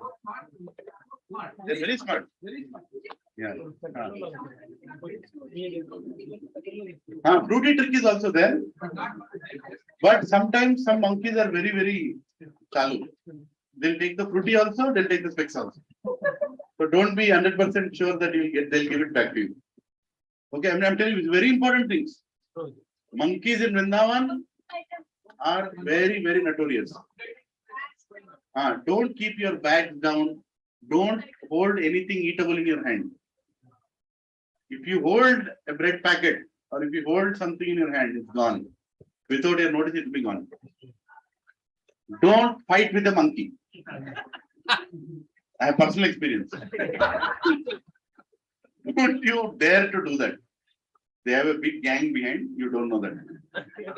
They'll bring, you will surrender them. Do that. Don't fight with a monkey. If it has taken something, just fall there, buy something, throw it. If it's merciful, it will give it. Don't carry important documents with you. I have seen a monkey tearing apart a foreign passport. Literally. Yes. And there are, yes. And Vrindavan is a place of a thief called Krishna. And there are many other thieves also. Right? Who will take away your things. Be very, very careful with your belongings. Especially if you see a Mataji with small child going around in between people, be careful because that is how they come. Right? You will not expect that. This is announcement in Krishna Balaram temple. Mataji with small children, be careful. They are coming to pick up your wallets, your mobile phones, your etc. etc. As far as possible, try to keep it in a pouch which you can handle it properly, not in your pockets. I'm telling you, because you'll be unnecessarily in trouble. Don't carry too much cash. And stick and most important, okay, these are all about us as well. About Vrindavan. Don't throw trash everywhere. Don't throw plastic. Don't throw cover of a bottle. Don't throw the bottle. There are places where you can throw. As far as possible, bring your bottle, fill that bottle. And as far as possible, keep refilling it so you don't put more dirt in the dham. Right? And my recommendation, it's okay if you wear chappal. It's okay. If you don't want to wear chappal, it's your wish. Haribol. But that doesn't display any extra devotion. It's more practical to be healthy and do service. Right? I mean, all due respect to everybody. I also did that. Without chappal, I went around and it's nice also. But sometimes all places in Vrindavan are not like they used to be. So if you're poked with something, then you need help. Somebody has to take care of it. Why all that? Wear chappal, behave properly, be nice. Prabhupada told at once that you don't have to add more austerity to already material world which is austerity. Right? So that's okay. What else? Anything else? Mati, please wear saris, nice, be respectful. Don't, even if it's husband and wife, don't think you're on a honeymoon. This is Vrindavan Dham, right? So maintain the distance, maintain the respectfulness. We are going there in a tapasya mode. So one feedback. Yes. That Radharani and Krishna marriage happened under Sri Brahma. There is lot of honeycomb. Lot of Honeycomb. honeycomb. We are all doing Mudanga and all. Some child or somebody from the store. Yeah. It happened. One incident happened. I heard. Or my cancer. 5 devotees are seriously injured. And when honeycombs comes by accidentally, we should not throw the hands like this. They will do more damage. We have to live like that, and we have to stay on hiding. Sometimes some honeycombs, honeybees they come. So probably selling. It happened in one place. I don't want to scare, but that's okay. Things happen. Another thing, don't go jumping and running into Yamuna. Please. Yamuna is only to take Achman and some, sprinkle on the head. If you want to get into Yamuna, you can, but be with somebody. Don't go alone. I'm a great swimmer, I'll go there. Don't do all that. Radhakund and Shamkund, or for that matter, any of the kunds. We are not supposed to go and take bath there. Our acharyas have told, don't take. Right? Take Achman, be respectful. Govardhan Parikrama. Be prepared to walk. If you cannot walk, that's okay if you go in a rickshaw. More important is sit at a nice place in Govardhan, chant properly. And develop the attraction towards Govardhan and please get the mercy of Govardhan. That's more important. People can walk, people cannot walk. Actually, I'm thinking this time maybe I will not be able to walk. They put on a lot of weight, I don't know. But that's not my test of devotion. I want to go there, some place I want to sit down there and chant properly, hear Katha properly. Whenever there is Katha happening in the Pandal or at the location, please don't talk. Sit down, attentively hear the Katha. The only reason you are in Vrindavan is to hear Katha. You cannot see Krishna with your eyes, you can see him through your. Remember that. If you are in Vrindavan and not hearing, then there is no point of going to Vrindavan. Okay? And please don't get lost. Maintain your own security of your belongings. Keep the rooms clean. Don't bring don't try to accommodate within yourself and create a trouble for the hotel person. It creates a wrong image on ISKCON. If you have 4 people in the room, 4 people in the room, right? Or at least your coordinator should know if there is a 5th person, how that 5th person came and from which room he came. Because if they complain, it will show a wrong thing on us. Do not waste prasadam. How much you want, only that much you take. See, all these things we know, but in Vrindavan they are more important. Right? It's a holy place, and we should be very respectful where we are. Exactly after 48 hours or maybe 56 hours, we all will be in Vrindavan right now. Right? Most of us will be. So please be mindful and respectful of that. Any questions? Faiths also. Govardhan Parikrama is going with kids. They want to walk and kids they cannot walk. They can take the battery rickshaw. They came for 1,200. Yeah. They will tell 2,000, 3,000. They came for. And who is wants to go old people and they want to go by 250 rupees per one rickshaw. Yeah. That is what just to convey. Yeah. They will know. I mean, you can go and combinedly take a rickshaw and get into that. They ask more, 4 times they ask. Don't go alone. Wherever you are going, don't go alone. Go with somebody and try to stick to the schedule. If you are not going, please inform the coordinator because they should not keep searching for you. We go to a place, hey, where is this family? Where is this family? If you're not coming that day, that's okay. That's okay, but inform. And Hare Krishna, one more thing. Lunch, have it in the Pandal. Don't plan for anything else. Dinner, we already informed them. Sometimes We should try to honor what they've already prepared for us. They're also preparing different kinds of snacks, but lunch and breakfast don't go to any other location because so much prasada will get wasted. It's already been prepared. Dinner, they're decreasing it a little because the tendency is there. Some of them want to eat in ISKCON temple, Govindas, things like that. Okay. And wherever you go and eat, make sure that you ask that there is no onion garlic. I know it is dham. I know people are all very conscious, but still there are some. After Yogi Adityanath came, one thing is we will not see non-veg. That is taken care. No eggs, no non-veg. But otherwise also it's better to be cautioned.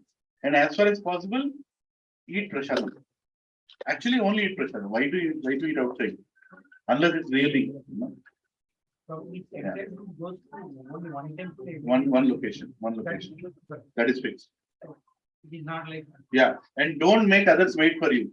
Be ahead of time. Be ahead of time. My humble request. Don't make the buses wait for you. Don't make the coordinators wait for you. Be ahead of time. So that At will least be 10 minutes ahead of time. That we get to know which time you are going to. The already schedule is published. No, but in that schedule, it is not there. Or it can be where going. No, I think we have to- Any questions? AC will not be there. Okay, shopping. Hare Krishna. One more thing. Hare Krishna. Shh. Everything will be expensive during Kartik month. If you are going for shopping, let me tell you very frankly. Everything, if not double, at least one half will be increased. All your devotional paraphernalia, clothing, everything. So be mindful how much you want to buy now. There are means and ways you can get that later also. But just because you are there, don't go and start buying so much and paying extra. They're businessmen. The people found are businessmen, right? And if you are planning for anything like DTs or anything, please discuss with the senior. Don't go whimsically think about it. Are you ready for it? Are you not ready for it? What you're thinking should all be very, very clear. Okay. What else? Yeah. And there is a stipulated time for shopping. Don't go during the lecture time. Lecture is most important activity. Afternoon, go for shopping. No problem. Last day of the yatra, you are given ample time, around 4 to 5 hours is given. Some of them may want to go more than once. So my humble request is go on the first day itself in the afternoon time. So whatever you want to order, whatever you want to see, you'll know. Order it, take it on the last day, something like that. But let it not be a daily activity. All 6 days, present sir in Loi Bazar. No, that's not the point. Be very specific what you want to buy. Spend as much time.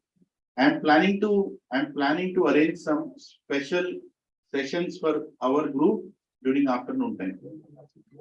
I'm planning to. Because our goal is association. Right? I'm trying to get, I wrote to Radheshan Prabhu and he said he'll also try to help me. I'm planning to get association of Kadamba Karan Maharaj. Right? So Maharaj might leave his body anytime. So we want to, not only because of that, but he's a great sannyasi. So I'll be trying to get that. So if I get that, please be available. I'll be sending in our group. Please be available. And any other senior devotee, any other senior sannyasi Maharaj is coming our way, please pay obeisances. Right?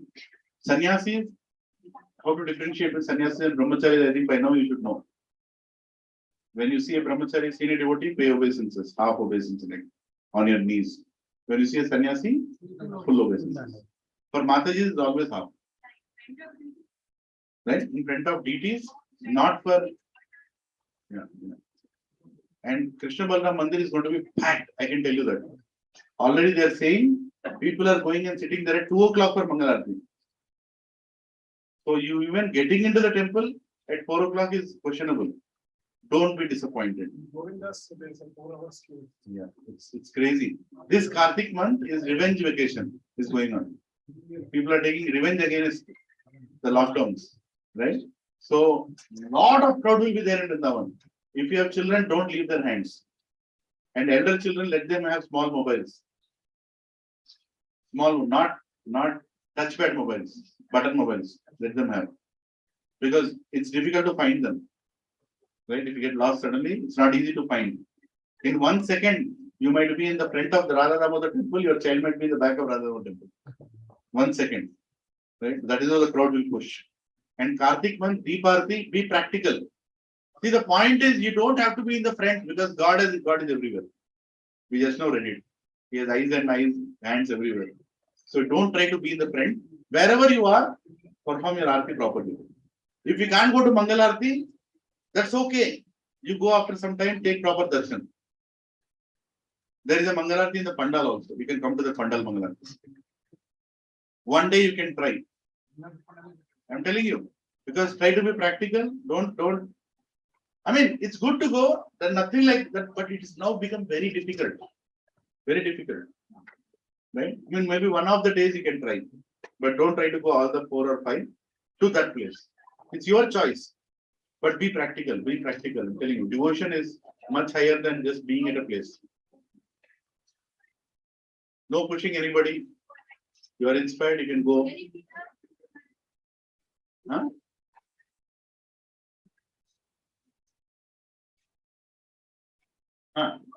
Who are aspiring to any Maharaj for that matter. Not only one sannyasi Maharaj, but any Maharaj doesn't like doing all that. Any questions?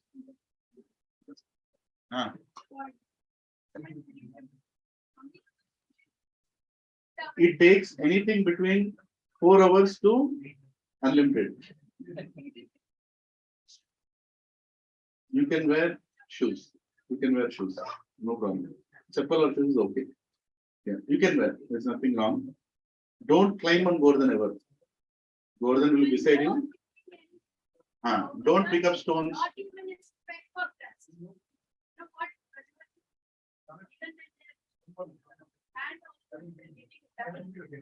Don't take dust even from dust can be taken from Vrindavan, but not from So don't take anything from there.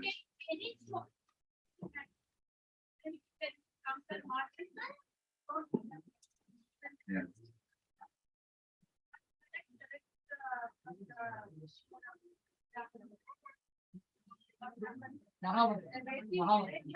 Raman Reddy, we are not going. We are not going this time.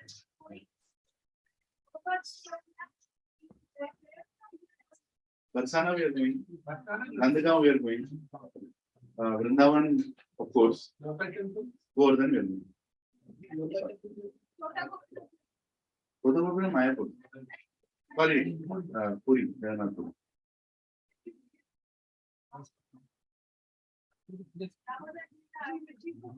There is Nandagaon. Damodar Lila is Nandagaon.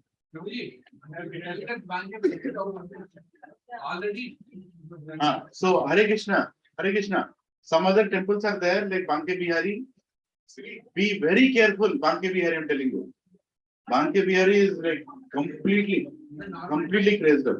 And always tell your children, see what I tell my children: if you get lost, go to ISKCON temple. If you get lost, just go to ISKCON temple. Stay there. I will come there finally and we'll meet. Okay, tell this message very, very clear. Wherever you go, if you get lost, go to ISKCON temple. And, that is very. I mean, there has to be one common location where your children will finally find you. There is, in the morning time, people can go to Japa in Prabhupada's room in the back. I'm telling you, that's also going to be really crowded. Go there. Okay? If you can, at least after some time, see Prabhupada's quarters, where Prabhupada left his body, the bed is there, the things are there, right? Goshala behind the temple also is beautiful. There also you can do your japa. Try to do good japa in Dham. I'm telling you, it doesn't happen because we are too much running around, but at least some time try to pull out for yourself. Radha Raman temple is going to be really, really crowded. You know what is Radha Raman temple, right? Every morning I send one picture. That is Radha Raman temple. Really, really crowded. You can get injured also. Be very careful. I'm telling you again and again. We don't want to create a trouble in the yatra by injuring ourselves. All are on yourself only. Okay? We have to take care of each other. And especially small children. The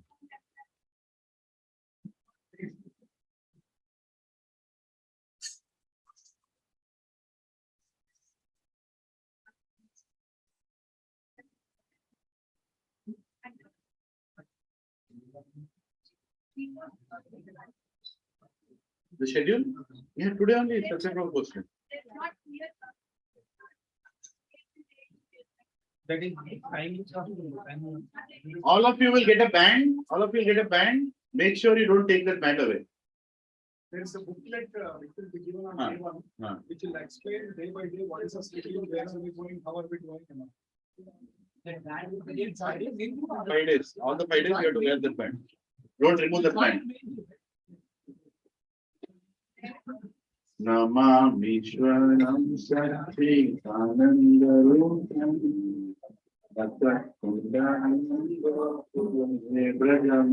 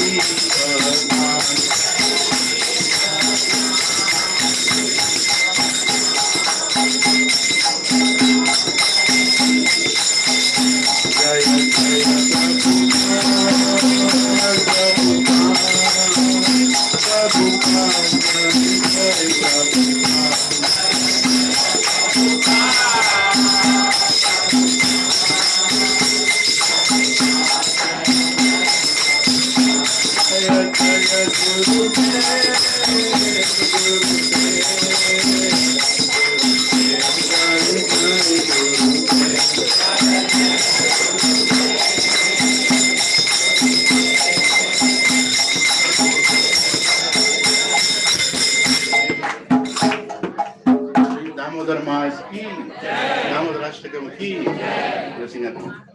Namaste Narasimhaya.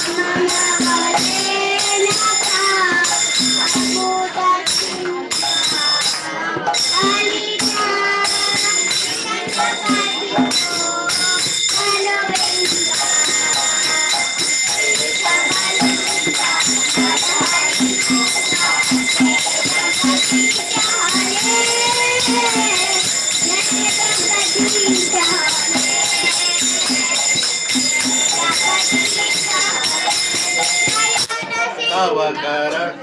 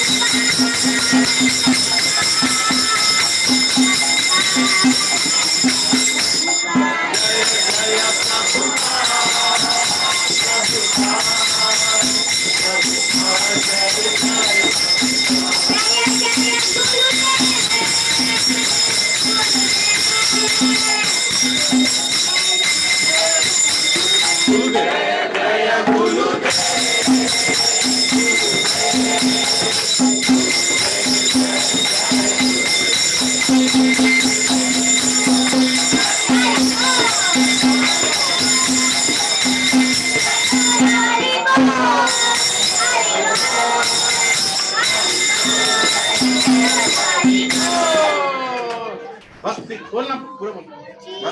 Bhakti Vignanashika.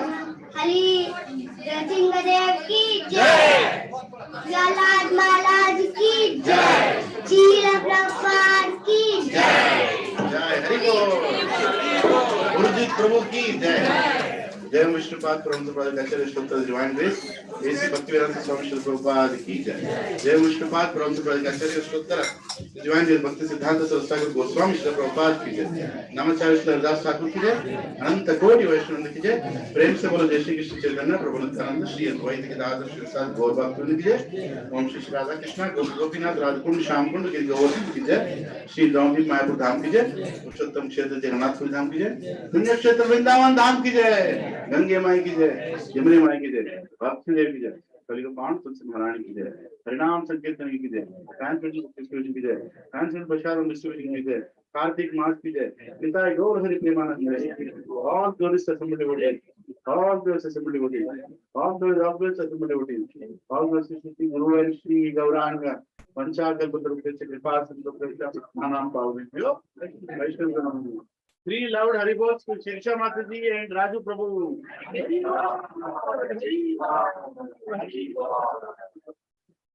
Thank you, Prabhuji, Mataji, wherever you are. Your eyes are everywhere. Your personality is everywhere. So thank you. Hare Krishna. We have Bala Dhruv's birthday. Haribol. Hare Krishna.